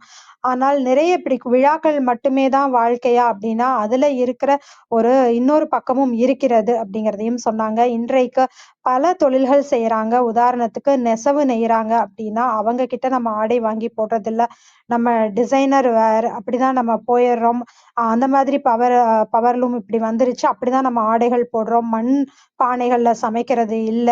அது கொஞ்சம் கஷ்டமா இருக்கு எல்லாருக்குமே கையாளுவதற்கான அதுல இருக்கும் சிரமங்கள், விவசாயம் செய்வதில் இருக்கும் சிரமங்கள், இயற்கை சரியான அந்த நேரத்திற்கு மழை பெய்ய வேண்டும். இந்த மாதிரி அப்படி மழை பொய்த்து போனால் அதற்கப்புறம் அந்த விலை போகாதது. அப் அ இப்படி நிறைய சவால்களை விவசாயிகளும் சந்திச்சுக்கிட்டே தான் வராங்க. இதுக்கு நடுவுல நம்மளால இயற்கைக்கு என்ன கொடுக்க முடியும்? இந்த விழாக்கள் நம்ம போறோம், ஊருக்கு போயிட்டு மகிழ்ச்சியாக இருந்துட்டு வந்துடுறோம் அப்படிங்கிறதோட நம்ம வேலை முடிஞ்சிடுது. ஆனா அங்க இருக்க மக்களோட வாழ்வாதாரம் என்ன? அந்த இயற்கை அப்படிங்கிறது இருந்தால் தான் நம்ம இந்த மாதிரி மகிழ்ச்சியாக இருக்க முடியும். நமக்கு முக்கியமாக அடிப்படை தேவையான உணவு, காற்று இதெல்லாமே நமக்கு கிடைக்கும். அதுக்கு நம்மனால முடிந்த அளவு ஒரு இயற்கையான இயற்கையை பராமரிக்கிற விஷயங்கள நம்ம செய்யலாம். நம்ம ஒரு பிறந்த நாள் வந்தாலும் விதைகளாகவோ, செடிகளாகவோ நம்ம கொடுக்கலாம். கேக் வெட்டுறோம். அதெல்லாம் ஒரு மகிழ்ச்சிக்காக நம்ம பண்றோம். அதைத் தாண்டி நம்ம உபயோகமா என்ன பண்ண முடியும்? இந்த சமுதாயத்திற்கும், இந்த இயற்கைக்கும் உபயோகமா என்ன பண்ண முடியும்ங்கிறத ஒவ்வொருத்தரும் யோசிக்கலாம். என்றைக்காவது ஒரு நாள் தறியில செய்த நெசவு நெய்த துணிகளை வாங்கலாம். ஒரு மண்பானை வாங்கலாம். இந்த மாதிரி நம்மளால முடிந்த சிறு தொழில் செய்வோருக்கான உதவிகள் நம்ம இப்படி ஒரு பொருட்கள் வாங்குறதன் மூலமாகவும், மரம் செடி கொடிகள் நடுவதன் மூலமாக இயற்கை பராமரிக்கிறது. இப்படி தொடர்ந்து நம்ம செய்துட்டு வரணும் அப்படிங்கிறதையும், அதுதான் மண் வாசனையை நம்ம எக்காலத்துக்கும் காப்பாத்தி கொண்டு வர முடியும் அப்படிங்கிறதையும் ரொம்ப அழகா தன் பிறந்த நாள் சிறப்புரையாக பகிர்ந்து கொண்ட அமிதா இளங்கோவன் அவர்களுக்கு மிக்க நன்றி. மீண்டும் ஒரு முறை இனிய பிறந்தநாள் நல்வாழ்த்துக்கள். இன்று திருமண நாள் காணும் நம்ம ஆரோக்கிய பிரிட்டோ அவர்களுக்கும், நிர்மலா அவர்களுக்கும் நம் அனைவர் சார்பாகவும், சரித்திரம் படைப்போம் தளம் சார்பாகவும் இனிய திருமண நாள் நல்வாழ்த்துக்கள். விஜயகுமாரி அம்மா வணக்கம், நீங்க பேசலாம். நன்றிகள் அம்மா. வாழ்க வையகம், வாழ்க வையகம், வாழ்க வளமுடன். குரு வாழ்க, குருவே துணை. இந்த சரித்திரம் படைப்போம் தளத்திற்கு நன்றி. இதை எடுத்து நடத்தி சரித்திரம் படைத்து கொண்டிருக்கும் ஆரோக்கிய பிரீட்டோ அவர்களுக்கு பல கோடி நன்றிகள். இதில் நடைபெற்று கொண்டிருக்கும் சிந்தனை சிற்பி கற்பகவல்லி அம்மா அவர்களுக்கும் பல கோடி நன்றிகள். இதில் இன்று நடைபெற வந்திருக்கும் கவிதா இளங்கோவன் அவர்களுக்கும் பல கோடி நன்றிகள். மற்றும் நம் குழுவில் குழுமி இருக்கும் அனைத்து அன்பு உள்ளங்களுக்கும் என் மனமார்ந்த நன்றிகளும் வாழ்த்துக்களும். வாங்க வாழ்த்தும் பையனுக்கு போயிடலாம். அமைதியாக உட்காந்து கண்களை முடிக்குங்க. நாம் அமர்ந்துள்ள இந்த இடம் முழுவதும் நல்ல தூய தெய்வீக ஆற்றலே நிரம்பின. அப்படியே உணர்ந்து பாருங்க. அருட்பேராற்றல் உடலிலே உயிரிலே அலையலையாக பாய்ந்து நிரப்புவதை உணர்கிறோம். அன்னைக்கு வணக்கம், தந்தைக்கு வணக்கம், அருள்நிறை ஆசான் வேதாத்ரி மகரிஷி அவர்களுக்கு வணக்கம். குரு வாழ்க, குருவே துணை. அருட்பேராற்றல் இரவும் பகலும் எல்லா நேரங்களிலும் எல்லா இடங்களிலும் எல்லா தொழில்களிலும் உறுதுணையாகவும் பாதுகாப்பாகவும் வழிநடத்தியாகவும் அமையுமாக. வாழ்க வளமுடன், வாழ்க வளமுடன், வாழ்க வளமுடன். அருட்பேராற்றல் கருணையெல்லாம் இங்குள்ள அனைவரும் நல்ல உடல் நலம், நீல ஆயுள், நிறை செல்வம், உயர் புகழ், விஞ்ஞானம் பெற்று சிறந்தோங்கி வாழ எல்லாம் வல்ல இறைநிலையோடு இணைந்து வாழ்த்து மகிழ்கின்றேன். வாழ்க வளமுடன், வாழ்க வளமுடன், வாழ்க வளமுடன். இறையாற்றலே பக்கத்துணையாகவும் பக்க பலமாகவும் இருந்து வழி நடத்துவாராக. நன்றிகள் அம்மா. ஆரோக்கிய பிரீட்டோ நிர்மலா தம்பதியருக்கு திருமண நாள் வாழ்த்துக்கள். வாழ்க வளமுடன், வாழ்க. இவர்கள் இருவரும் நல்ல உடல் நலம், நீல ஆயுள், நிறை செல்வம், உயர்ப்புகள், விஞ்ஞானம் பெற்று சிறந்தோங்கி வாழ வேண்டும். வாழ்க வளமுடன், வாழ்க. இப்ப அம்மா அவங்களுக்கும் பிறந்த நாள் வாழ்த்துக்கள். அம்மா அவங்க கோடை விழா மண் வாசனை பற்றி மிக மிக மிக அற்புதமா எடுத்து சொன்னாங்க.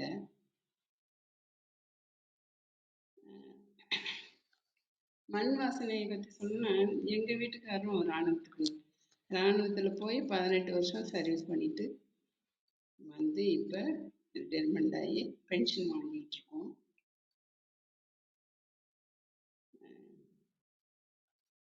எங்க வீட்டுக்காரங்களும் மண் வாசனை இருந்ததா சொல்லலாம். முத்துக்குமார் அவர்கள் பதிவுகள் பற்றி மிக அற்புதமா தெளிவா அம்மா எடுத்து கூறியதுக்கு நன்றி. கோடை விழா நடத்துறதே இப்படி எல்லாரும் ஊர்ல இருக்கிறவங்களாம் வெளியில போய் இருக்கிறவங்க அனைவரும் வரணும், ஒன்று கூடி செய்யணும் அப்படின்னே செய்வாங்க. அதே மாதிரி வீட்டுல ஒரு ஃபங்க்ஷன் நடத்துறதும் அப்படியே தான். எல்லாரும் ஒன்று கூடி நடத்துறதுங்கிறது தான் இந்த விழாவே வச்சது அந்த காலத்துல. அப்புறம் அம்மா மண்பானை சமையல் பத்தி சொன்னாங்க. இன்னைக்கும் எங்க வீட்டுல மண்பானை சமையல் தாம்மா. குழம்பு செய்தாலும் சோறு வடித்தாலும் மண்பானையில தான் செய்யறோம். அப்புறம் பிறந்த நாள் வந்தா கேக்கு வெட்டணும்னா இப்படி விதைகளை கொடுக்கணும், மரக்கன்றுகளை கொடுக்கணும்னு சொன்னாங்க. அற்புதமான பதிவுமா. இப்படிலாம் எல்லாருமே உணர்ந்து செய்தோம்னா மரங்கள் செழித்து வளரும். நம்ம குழந்தைங்களுக்கும் அதுல ஒரு ஆர்வத்தை உண்டு பண்ணலாம். அம்மா சொன்ன மாதிரி குழந்தைங்களுக்கு நம்ம இனிமே இதை பதிவிறக்கம் செய்து அவங்கள வழி நடத்தணும்னு நான் கேட்டுக்கிறேன். அம்மா அவங்க இந்த சின்ன வயசுல தான் இருக்கிறாங்க. இந்த வயசுலயும் அவங்க நிறைய பதிவுகள் வெளியிட்டு கோடை விழாவுக்கு கூட்டிட்டு போனாங்கன்னு தான் சொல்லணும் நம்ம அனைவரையும். அவங்க நல்ல உடல்நலம், நீல ஆயுள், நிறை செல்வம், உயர் புகழ், ஞானம் பெற்று சிறந்தோங்கி வாழ எல்லாம் வல்ல இறைநிலையோடு இணைந்து வாழ்த்தி மகிழ்கின்றேன். வாழ்க வளம், வாழ்க வளம், வாழ்க வளம்.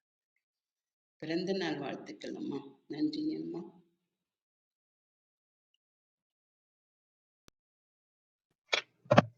நன்றிங்கம்மா. உங்கள் அன்பான வாழ்த்துக்களுக்கு நன்றி. அதே மாதிரி ஐயா ராணுவத்துல இருந்து ஓய்வு பெற்றிருக்காங்க அப்படின்னு சொன்னது, அதையும் குறிப்பிட்டீங்க. ரொம்ப மகிழ்ச்சியாகவும் இருக்கு. மிக்க நன்றிங்கம்மா. ரேவதி வணக்கம், நீங்க பேசலாம். வணக்கம் வள்ளி, வணக்கம் அனைவருக்கும்.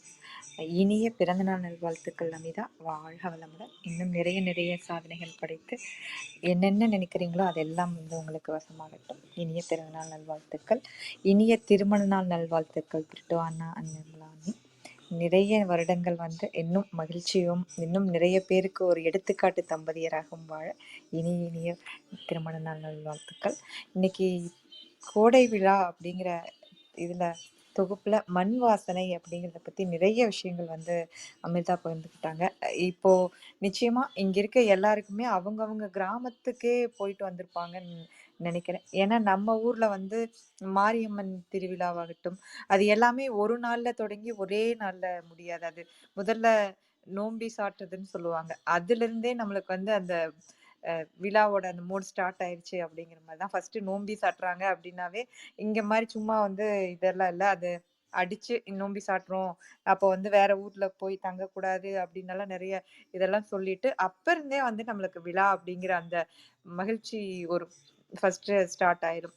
அதுக்கப்புறம் வந்து ஒவ்வொரு நாளும் அதுக்கு ஒரு அந்த ஃபர்ஸ்ட்ல அந்த இதுலயே சொல்லிடுவாங்க, அது கம்பம் நடுறதுன்னு சொல்லிட்டு தினத்திக்கும் அதுல போய் வேப்பிலை மஞ்சள் தண்ணீர் ஊத்திட்டு வர்றது. அது போல காலையில இருந்து எங்கெங்க ஸ்கூலுக்கு இருந்தாலும் ஈவினிங் அசெம்பிள் ஆகிறது அந்த கோயிலாக இருக்கும் குழந்தைகளுக்கு. அது ஒவ்வொரு நாளும் வித்தியாசமாக வந்து விழாக்கள் ஆகட்டும், அதுல என்னென்ன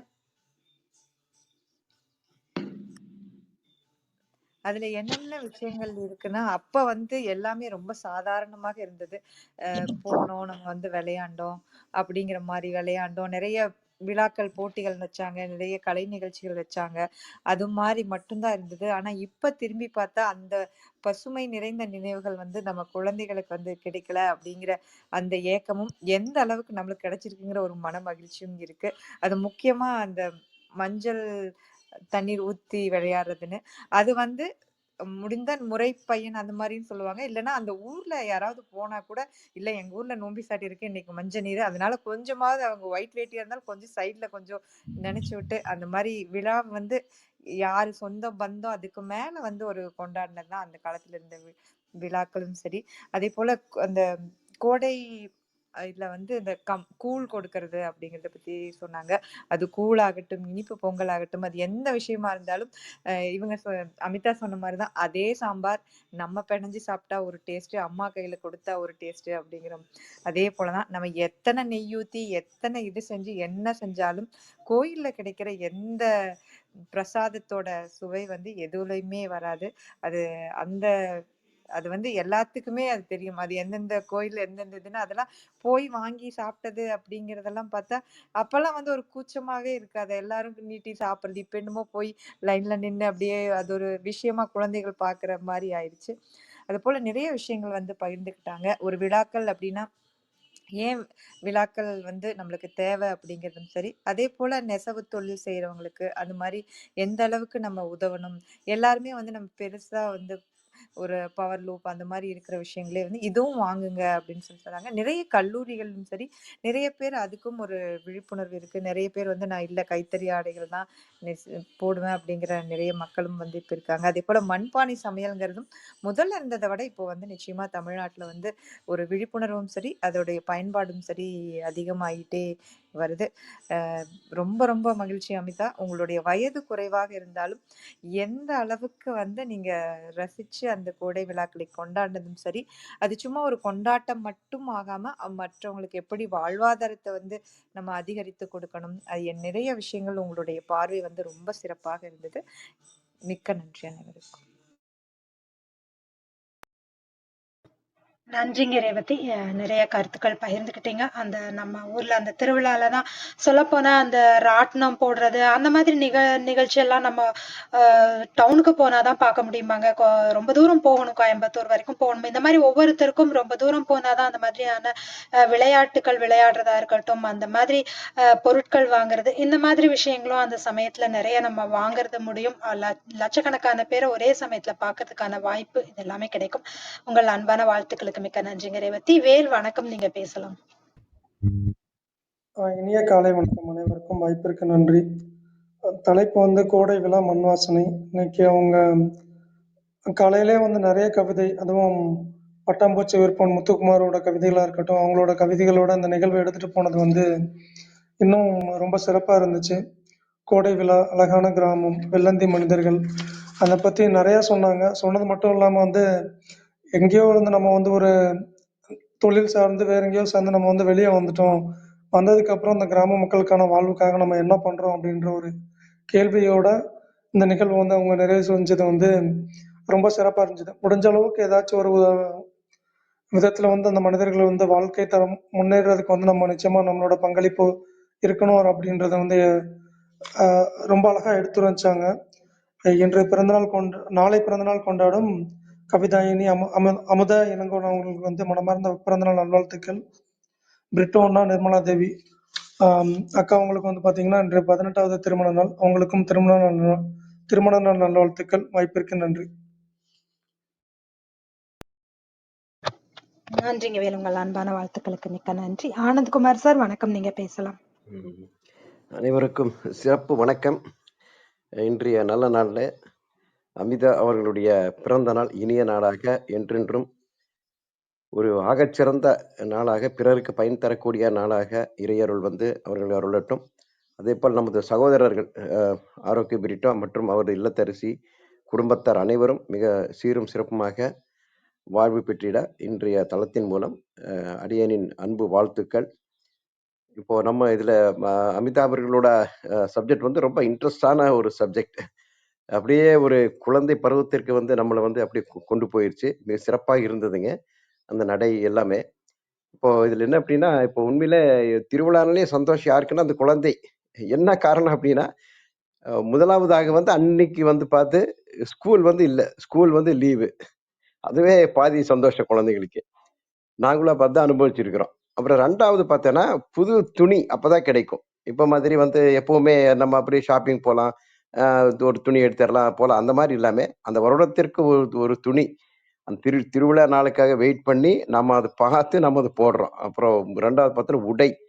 3வது பார்த்தோன்னா, அன்னைக்கு வந்து உறவினர்கள் எல்லாமே வருவாங்க. அதுவும் குறிப்பா என்னோட வாழ்க்கையில பார்த்தோன்னா, அம்மா வந்து வெளியூர்ல இருக்கிறாங்க, வேற இருக்கிறாங்க. நான் வந்து தாத்தா, பாட்டி கூட இருக்கிறதுனால கரெக்ட்டா திருவிழா நாள்ல தான் அம்மா அவங்க, அப்புறம் நம்ம வீட்ல எல்லாமே தம்பி, தங்கச்சி எல்லாமே அவங்க கூட இருக்க வருவாங்க. அப்ப அவங்கள பார்க்கறதுக்காக ஒரு மகிழ்ச்சி. அப்புறம் 4வது பார்த்தோன்னா, கை நிறைய காசு அன்னைக்கு வரும். யாருகிட்ட போட்டாலும் ஏதோ கீழ ஆசீர்வாதம் பண்ணி குடுப்பாங்க. அப்போ இந்த 4 விஷயம் அந்த திருவிழாங்கிற போது அவ்ளோ ஒரு சந்தோஷமா இருக்கும். இப்ப அதுல பார்த்தா நெறைய தின்பண்டங்கள் அன்னைக்கு வந்து அதிகமா கிடைக்கும். அப்புறம் அன்னைக்கு நாள் பார்த்தா யாருமே நம்மள கண்டுக்க மாட்டாங்க. இவன் எங்க இருக்கிற, எங்க போறன்னு ஒண்ணும் கண்டுக்க மாட்டாங்க.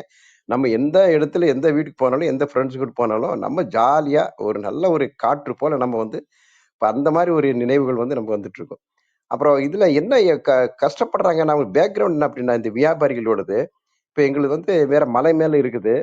அப்ப அதுல வர்ற குறிப்பா வந்து இந்த ஐஸ்கிரீம் விக்கிறவங்க, அதே நேரத்துல சின்ன சின்ன மிட்டாய் விக்கிறவங்க எங்கன்னா, இப்போ அந்த இதிலிருந்து பிளைன்ஸ்ல இருந்து வருவாங்க. குறிப்பா இந்த மேட்டுப்பாளையம், கோயம்புத்தூர்ல இருந்து அந்த ஐஸ் பெட்டியை தூக்கிட்டு லாரியிலேயே போட்டோ, இல்லன்னா இதுல வந்து அவ்ளோ தூரத்துக்கு வந்து அந்த கிராமத்திற்கு வந்து என்ன செய்வாங்கன்னா, அத வந்து சேல்ஸ் பண்ணிட்டு போவாங்க.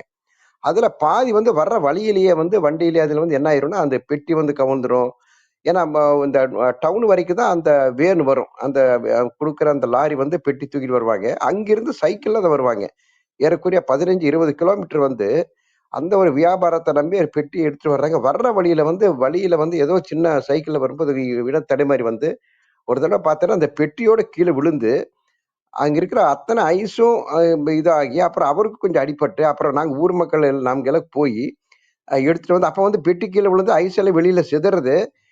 எல்லாமே போய் ஐஸ் எடுக்க போறாங்க. அப்ப நாங்க இருந்து அதுல எடுக்கக்கூடாது. அவர் வந்து வியாபாரம் பண்ணணும்னு சொல்லி எல்லாமே இது பண்ணி நாம குழந்தை ஒரு ட்ரூப் ஒரு ராணுவ வீரர் மாதிரி போய் பார்த்து நாங்களே எடுத்து அவர் பெட்டிக்குள்ள போட்டு அதை வந்து கழுவி அவர் அதுக்கப்புறம் சரி பண்ணி கொடுத்தாரு. இந்த ஞாபகம் வருது. அப்போ அதே போல இந்த மண் வாசனை அருமையா இருந்துச்சு. அந்த மண் வாசனைங்கிறது மத்த எல்லாமே நறுமணம் என்று சொல்றோம். ஆனா மண்ணுக்கு மட்டும்தான் வாசனைங்கும் போது அந்த நறுமணம் நமக்கு வருது. இப்ப இதுல ஒவ்வொரு கிராமத்துக்கு வரும்போது அண்மையில வந்து இந்த கூர்க்ங்கிற இந்த மலைப்பகுதியில வந்து போற வாய்ப்பு கிடைச்சது. இப்ப அங்க போகும்போது அவர் பேசிட்டு இருக்கும்போது அங்க வந்து இந்த திம்மையான்னு சொல்லி ஒரு ஹார்ட் கேலரின்னு வச்சிருக்கிறாங்க அந்த ராணுவ தளபதிங்க. அப்புறம் இவர் யார் இது மட்டும் இவருடைய பேரை என்ன படிச்சிருக்கிறோம். ஆனா இவர் இங்கே கூர்கில் இது எதுக்கு வச்சிருக்காங்கன்னா, அப்ப அவர் வந்து அந்த கூர்கில் இருந்து பிறந்தவராமா. அதே போல ஜெனரல் கரியப்பா அப்படின்ட்டு. அப்ப அவரு நமக்கு கூட்டி வந்த அந்த கைடு அவர் என்ன சொல்றாருன்னா, சார் இங்க கூர்கில் இருந்து தான் அந்த காலத்துல வந்து அவ்ளோ மிலிட்டரிக்கு ஒவ்வொரு வருஷமும் கூர்கில் இருந்து செலக்ட் பண்றாங்க. இங்கிருந்து போன அத்தனை ஆளுங்களும், அத்தனை மிலிட்டரி ராணுவ வீரர்களும் ஒரு மிகச்சிறந்த ஒரு ராணுவ அதிகாரிகளா தான் வெளியில வந்திருக்கிறாங்க. இது வந்து யாருதுன்னா, இது வந்து அந்த திம்மையாங்கிறது அவரு வசித்த வீடு தான். அவர் வசித்த வீட வந்து ஒரு பெரிய அவருடைய ஒரு எக்ஸிபிஷன் ஆட்ட வச்சு, அவர பொருட்காட்சியாட்ட வச்சு, அவர் பயன்படுத்துற அந்த உடையிலிருந்து, அவர் வந்து அதிகாரியா இருந்தா பயன்படுத்திய அந்த அந்த கன் அந்த எல்லாமே ஆயுதங்கள் அனைத்தையும் வச்சிருக்கிறாங்க. ரொம்ப அருமையா இருக்குது. அப்போ ஏன்னா ஒவ்வொரு ஊருக்குமே ஒரு மண் வாசனை. அதேபோல ராணுவ வீரர்கள் பத்தி நீங்க சொல்லும்போது, சரியாக 10வது முடித்த உடனே ஒவ்வொரு நான் இருந்த அந்த கிராமத்தில் இருந்து குறைந்தது ஒரு 8, 9, 10 பேராவது ராணுவத்துல சேர்ந்துடுறாங்க. ஆனா இப்ப வந்து போறதுக்கே பயப்படுறாங்க. அப்புறம் ராணுவத்தில் வந்து வெளியில இந்த மாரி ஓய்வு பெற்ற அதிகாரிகள் பார்த்தீங்கன்னா, ரொம்ப விரல் விரல் விட்டு எண்ணக்கூடிய அளவு தான் இருக்குது. ஏன்னா ஒரு குழந்தை ஆயிடுச்சு. அப்புறம் எல்லாமே ஒரு உடல் வருத்தத்தை வந்து அவங்க தாங்க முடியாம பெற்றோர்களே பயப்படுறாங்க. ஐயோ! என் பையன மிலிட்டரிக்கு அனுப்பணுமாங்கிற மாதிரி ஒரு இது வந்துருச்சுங்க. ஸோ அந்த மாரி வந்து இந்த மண் வாசனையோட மிக சிறப்பா இருந்துச்சு. பழைய நினைவுகள வந்து நீங்க புரட்டி தந்தீங்க. வணக்கம், வணக்கம். வாழ்த்துக்கள். இந்திய சிறப்பு பிறந்தநாள் வாழ்த்துக்கள். நன்றி. அமுதா. நன்றிங்க. ஆனந்த்குமார் சார். உங்கள அன்பான வாழ்த்துக்கும், கருத்துக்களுக்கும் நன்றி.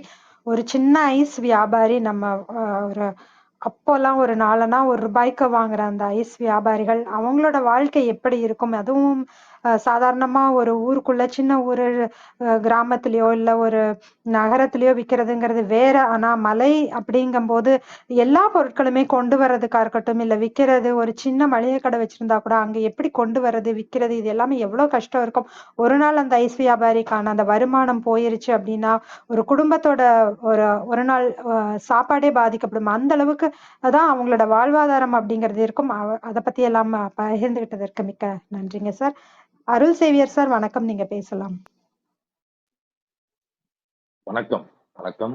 அனைவருக்கும் இனிய காலை வணக்கம். அமிதா இளங்கோவன் அவர்களுக்கு நாளை பிறந்தநாள் கொண்டாடப் போகிறார்கள். அவர்களுக்கு இனிய பிறந்தநாள் வாழ்த்துக்கள். மண் வாசனைங்கிற தலைப்புல கவிதை நாம் முத்துக்குமார் எழுதிய கவிதைகளை படிச்சுட்டு அடுத்து மண் வாசனை சொல்லும் பொழுது அவங்க ஆரம்பிக்கும் போது சொன்னாங்க, நான் இது எங்க ஊர் மண்ணை பத்தி நான் பேசுறேன், நீங்களும் உங்க ஊர் மண்ணை பத்தி நீங்க நினைச்சுக்கோங்க சொல்லும்போது தயாராகிட்டேன். சொல்ல சொல்ல எனக்கு அந்த மலரும் நினைவுகள் ஓடி வந்தது. இந்த கிராமங்கள்ல பொதுவா நாங்க காலையில தூங்கி எந்திரிச்சிட்டு வெளியே போனோம்னா மதியம் கஞ்சி குடிச்சிட்டு திரும்ப சாயந்தரம் நைட்டு தான் வர்றது. வீட்டில் ஆனந்த் சார் சொன்ன மாதிரி யாரும் கண்டுக்க மாட்டாங்க, தேட மாட்டாங்க. சாப்பாட்டுக்கு கூட கரெக்டாக அந்த நேரத்துக்கு வந்துடும். அந்த ஊருக்குள்ளேயே தான் சுற்றிக்கிட்டு இருப்போம். எல்லா விளையாட்டுகளும் விளையாடி இருக்கோம். குண்டு விளையாட்டுல இருந்து சீட்டு குத்துப்படம்னு சொல்லுவாங்க. குத்துப்படம்னா அப்போ அந்த அந்தந்த சீசன்ல வந்து ஒரு பயங்கரமா இருக்கும் அந்த குத்துப்படம் விளையாடுறது. அப்புறம் அந்த பல்லாங்குழி வந்து பெண்கள்லாம் விளையாடுவாங்க. அதை சுற்றி பார்த்தீங்கன்னா இந்த திருடன் போலீஸ்னு ஒரு சீட்டில் குலுக்கி போட்டு அதை விளையாடுவோம். அப்போ பெரியவங்கெல்லாம் அந்த ஆடுபுலி ஆட்டம்னு சொல்லிட்டு இந்த விளையாட்டு விளையாடுவாங்க. அந்த கோடை பொழுது வந்து யாருமே சும்மா இருக்க மாட்டாங்க, எல்லாம் விளையாண்டுக்கிட்டே தான் இருப்பாங்க. ஆனால் நான் நல்லா கவனிச்சு பார்த்தேன். அந்த விவரம் தெரிஞ்சிலிருந்து அந்த 8வது 10வது படிக்கிற வரைக்கும் தான் இந்த குறும்புத்தனமா இந்த விளையாட்டுகள் கில்லி விளையாடுறதா இருக்கட்டும், அந்த மாதிரி சின்ன சின்ன குண்டு விளையாட்டுகளே நிறைய வகைகள் இருக்கு. இந்த மாதிரி எல்லா விளையாட்டுகளும் அந்த குழந்தை பருவத்துல இருந்து அந்த இளமை தொடர்றது வரையும் தான் அந்த விளையாட்டுகள்லாம் வருது. அடுத்து மேற்படிப்புன்னு சொல்லும் பொழுது அந்த விளையாட்டுகள் யாரும் விளையாடுறது இல்ல. விளையாடுறது இல்லைன்னா நமக்கு அதுக்கு படிப்பு அப்படிங்கிறதுக்குள்ள போனதுனால அந்த பள்ளி படிப்பு வரைக்கும் தான் அந்த விளையாட்டுகள், அந்த அசை போடுகின்ற அந்த இது இருக்கு. ஆனா அப்புறம் அதுக்கப்புறம் நம்ம மேற்படிப்பு படிக்கும்போது அப்ப இருக்கிற குழந்தை பயங்கரமா விளையாண்டுகிட்டு இருந்தாங்க. ஆனா இப்ப எனக்கு வருத்தமா இருக்கு. அந்த சிறு பள்ளி இதுல இருக்கிற இப்ப இருக்க குழந்தைகள் அந்த நாங்க விளையாண்ட விளையாட்டுலாம் இப்ப விளையாடுறது இல்லை அப்படிங்கிறது தான் ஒரு வருத்தம். எல்லாம் மொபைல்ல தான் கேம் விளையாடுறாங்க. சில பேர் தான் வந்து அந்த கிரிக்கெட் அந்த மாதிரி விளையாடுறாங்க. ஸோ அது ஒண்ணுதான் வருத்தமா இருக்கு. ஸோ அந்த மண் வாசனை வந்து அவங்க சொல்ல சொல்ல எனக்கும் குளத்துல குளிச்சது, களிமண்ணை உடம்புல தேய்ச்சிட்டு குளிச்சது, ஆஹ் இது மாந்தோப்புல தேடி தின்ன மாங்காய், இது மாதிரி நிறைய இளநீ பறிச்சு சாப்பிடுது. அந்த மாதிரி நினைவுகள்லாம் எனக்கு அப்படியே வந்தது.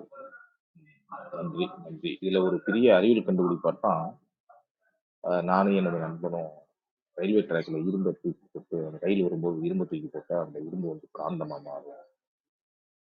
போய் மெனக்கட்டு நானும் என் நண்பனும் போயிட்டு 2 3 இரும்பு துண்டை எடுத்துட்டு போயிட்டு ட்ரெயின் போகும்போது அந்த தண்டவாளத்துக்கு மேல வச்சோம்னா ட்ரெயின் போனதுக்கு அப்புறம் அந்த இரும்பு வந்து காந்தமாயிடும். ஸோ அந்த காந்தத்தை வச்சு அதை நாங்கள் விளையாட்டு விளையாடுவோம். அந்த மண்ணில் போட்டு உருட்டி அந்த காந்த தூள்களை போட்டு ஒரு பேப்பர்ல போட்டு அடியில காந்தத்தை வச்சு அப்படி சுத்துறது, அது ஒரு மேஜிக் மாரி நாங்க சின்ன சின்ன விளையாட்டுகள்லாம் விளையாண்டுட்டு இருக்கோம். ஆனா கடைசியில அந்த இரும்பு கட்டிகள் காந்த கட்டிகள்லாம் ஆகல, இரும்பாதான் இருந்துச்சு. ஏமாந்து போன தருணங்கள்லாம் நிறைய இருந்துச்சு. நன்றி நன்றி, எல்லாத்தையும் ஞாபகப்படுத்திட்டீங்க. ஆஹ் மண் வாசனை இருந்தது. ராணுவத்துல எங்க அப்பாவும் ஒரு ராணுவ, சரி, அதே மாதிரி அண்ணனும், எங்க அம்மாவோட அப்பாவும் ராணுவம். எங்க ஊர்லயே நிறைய பேர் ராணுவத்துல போய் சேர்ந்திருக்காங்க. அதுல ஒரு குடும்பத்துல மட்டும் 4 பேரு, மொத்தம் 5 பசங்க. அதுல 4 பசங்க ராணுவத்துக்கு இருக்காங்க எங்க ஊர்ல. எங்க ஊர்ல நிறைய பேர் எக்ஸிபிஷன் இருக்காங்க. நன்றி. நானும் ஆக்சுவலா ராணுவத்துக்கு தான் சேரணும், பட் எனக்கு ரைட் இல்லைன்ட்டு காலேஜ்லயே இந்த என்சிசி கூட எனக்கு சேர்க்கல. அதனால நானும் ஆக்சுவலா ராணுவத்துல தான் போகணும்னு ஆசை. ரைட்டு பத்தலன்ட்டாங்க. நன்றி நன்றி, வாய்ப்புக்கு நன்றி. ஆரோக்கிய பெற்ற சகோதரர் அவர்களுக்கு இனிய திருமண நல்வாழ்த்துக்கள். ஆரோக்கிய பெற்று நிர்மலா நிர்மலா அவர்களுக்கு நன்றி நன்றி, வாய்ப்புக்கு நன்றி. நன்றிங்க அருள்சேவியர் சார். உங்க வீட்ல எல்லாருமே ராணுவத்துல இருக்காங்கன்னு கேட்கும்போது ரொம்ப மகிழ்ச்சியா இருக்கு. அது மாதிரி நான் ஒரு கிராமமே நான் கேள்விப்பட்டிருக்கேங்க. எல்லாருமே கிரா இதுல மாதிரி ராணுவத்துல தான் இருப்பாங்க அப்படின்னு சொல்லிட்டு நான் கேள்விப்பட்டிருக்கேன். அந்த மாதிரி நிறைய கிராமங்களும் இருக்குன்னு நினைக்கிறேன். ரொம்ப நன்றிங்க சார். உங்கள் அன்பான வாழ்த்துக்களுக்கும் கருத்துக்களுக்கும் நன்றி. வேறு யாருக்காவது கருத்துக்கள் இருந்தா பகிர்ந்துக்கலாம், இல்லைன்னா நம்ம ஏற்புரைக்கு போயிடலாம். நன்றி அனைவருக்கும். அமிதா, உங்கள் ஏற்புரைக்கான நேரம், நீங்க பேசலாம்.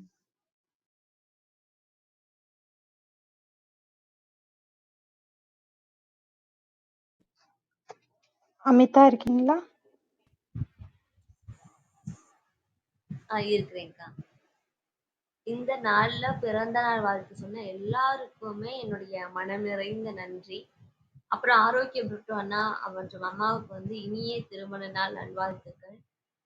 இன்னைக்கு இன்னைக்கு நான் பேசி முடிச்சதும் நான் எவ்வளவு கருத்துகள் சொல்லியிருக்கேன் அப்படிங்கிறத விட இன்னைக்கு நான் ஒரு மனநிறைவா ஒரு யதார்த்தமா பேசியிருக்கேன் அப்படிங்கிற ஒரு மனநிறைவு இருந்துச்சு. ஆனா அது இன்னைக்கு உங்க இவ்வளோ பேரை உங்களோட குழந்தை பருவத்துக்கு அழைச்சிட்டு போகும் அப்படின்னு நான் எதிர்பார்க்கல. நான் வந்து என்னோட அனுபவம் சொன்னதுதான். இப்ப கடைசியா பேசின ஐயா கூட சொன்னாங்க, இந்த காந்தம் வச்சு விளையாடுறதுலாம் சொன்னாங்க. இப்ப அவங்க சொல்லும்போது நான் என்னோட குழந்தை பருவத்துக்கு போறேன். இது மாதிரி நாங்க விளையாண்டது இதெல்லாம். இப்படி நம்மளோட ஒரு தொடர் ஏதோ ஒரு விஷயத்துக்காக ஓடிக்கிட்டு இருக்கோம் இந்த தொழில்நுட்பம் பின்னாடி. இப்படி இந்த நேரத்துல ஏதோ ஒரு சின்ன நேரம் இப்படி மகிழ்ச்சியா நம்மளோட குழந்தை பருவம், நம்ம சொந்த ஊரு, இப்படி இந்த ஒரு நெருக்கடியான சூழல்ல இதை கொஞ்ச நேரம் நினைச்சு சந்தோஷப்பட்டுக்கிறது கொஞ்சம் மன நிம்மதியா இருக்கு அப்படின்னு தான் சொல்லணும். என்னை வாழ்த்தி நான் வாழ்க்கையில எதிர்காலத்துல நல்லா இருக்கணும் அப்படின்னு மனசார நினைச்சு வாழ்த்துனவங்க எல்லாருக்குமே என்னுடைய மனம் நிறைந்த நன்றிகள். எப்போதும் இதே அன்போட, இதே மகிழ்ச்சியோட உங்களோடு இணைந்திருக்கிறேன். நன்றி. மிக்க நன்றிங்க அமிதா. எல்லாருடைய குழந்தை பருவமும் எல்லாரும் ஊருக்கு போற அந்த கோடைக்கால மகிழ்ச்சியான நினைவுகள் எல்லாத்துக்குமே பகிர்ந்துக்கிறதுக்கான ஒரு வாய்ப்பாகவும் இன்றைய நிகழ்வு இருந்தது. மீண்டும் ஒரு முறை உங்களுக்கு அனைவர் சார்பாகவும் சரித்திரம் படைப்போம் தளம் சார்பாகவும் இனிய பிறந்தநாள் நல்வாழ்த்துக்கள். நன்றிங்க தோழர். இன்றைய நன்னாளில் அமிதா இளங்கோவன் அவர்களுக்கு பிறந்தநாள் வாழ்த்துக்கள் பகிர்ந்த ஒவ்வொரு அன்பு உள்ளங்களுக்கும் மனம் நிறைந்த நன்றி. அதே வேளையில் எங்களுடைய திருமண நாளுக்கும் வாழ்த்துக்கள் பகிர்ந்த ஒவ்வொரு அன்பு உள்ளங்களுக்கும், வாழ்த்துக்கள் பகிர்ந்து கொண்டிருக்கும் குறுஞ்செய்திகள் வாயிலாக, சமூக வலைதளங்கள் வாயிலாக வாழ்த்துக்களை பகிர்ந்து கொண்டிருக்கும் ஒவ்வொரு அன்பு உள்ளங்களுக்கும் அகம் நிறைந்த நன்றிகளை இந்த நேரத்தில் பகிர்ந்து கொள்வதில் பெருமகிழ்வு கொள்கின்றோம். அன்பு தோழர் அவர்கள் இப்பொழுது நிகழ்வை தொடர்வார்கள். நன்றி. நன்றிங்க தோழர்.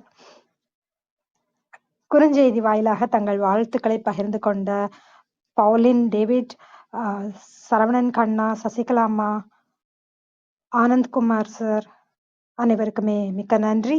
பேச்சாளர்களாக கலந்து கொண்டு தங்கள் அன்பையும் வாழ்த்துக்களையும் பகிர்ந்து கொண்ட ஒவ்வொருவருக்கும் நன்றி. தொடர்ந்து பொறுமையாக கவனித்துக் கொண்டிருக்கும் பவுலின், சரவணன், பிலோமினா, மோகன், கலாபம் சங்கர், கண்ணன்,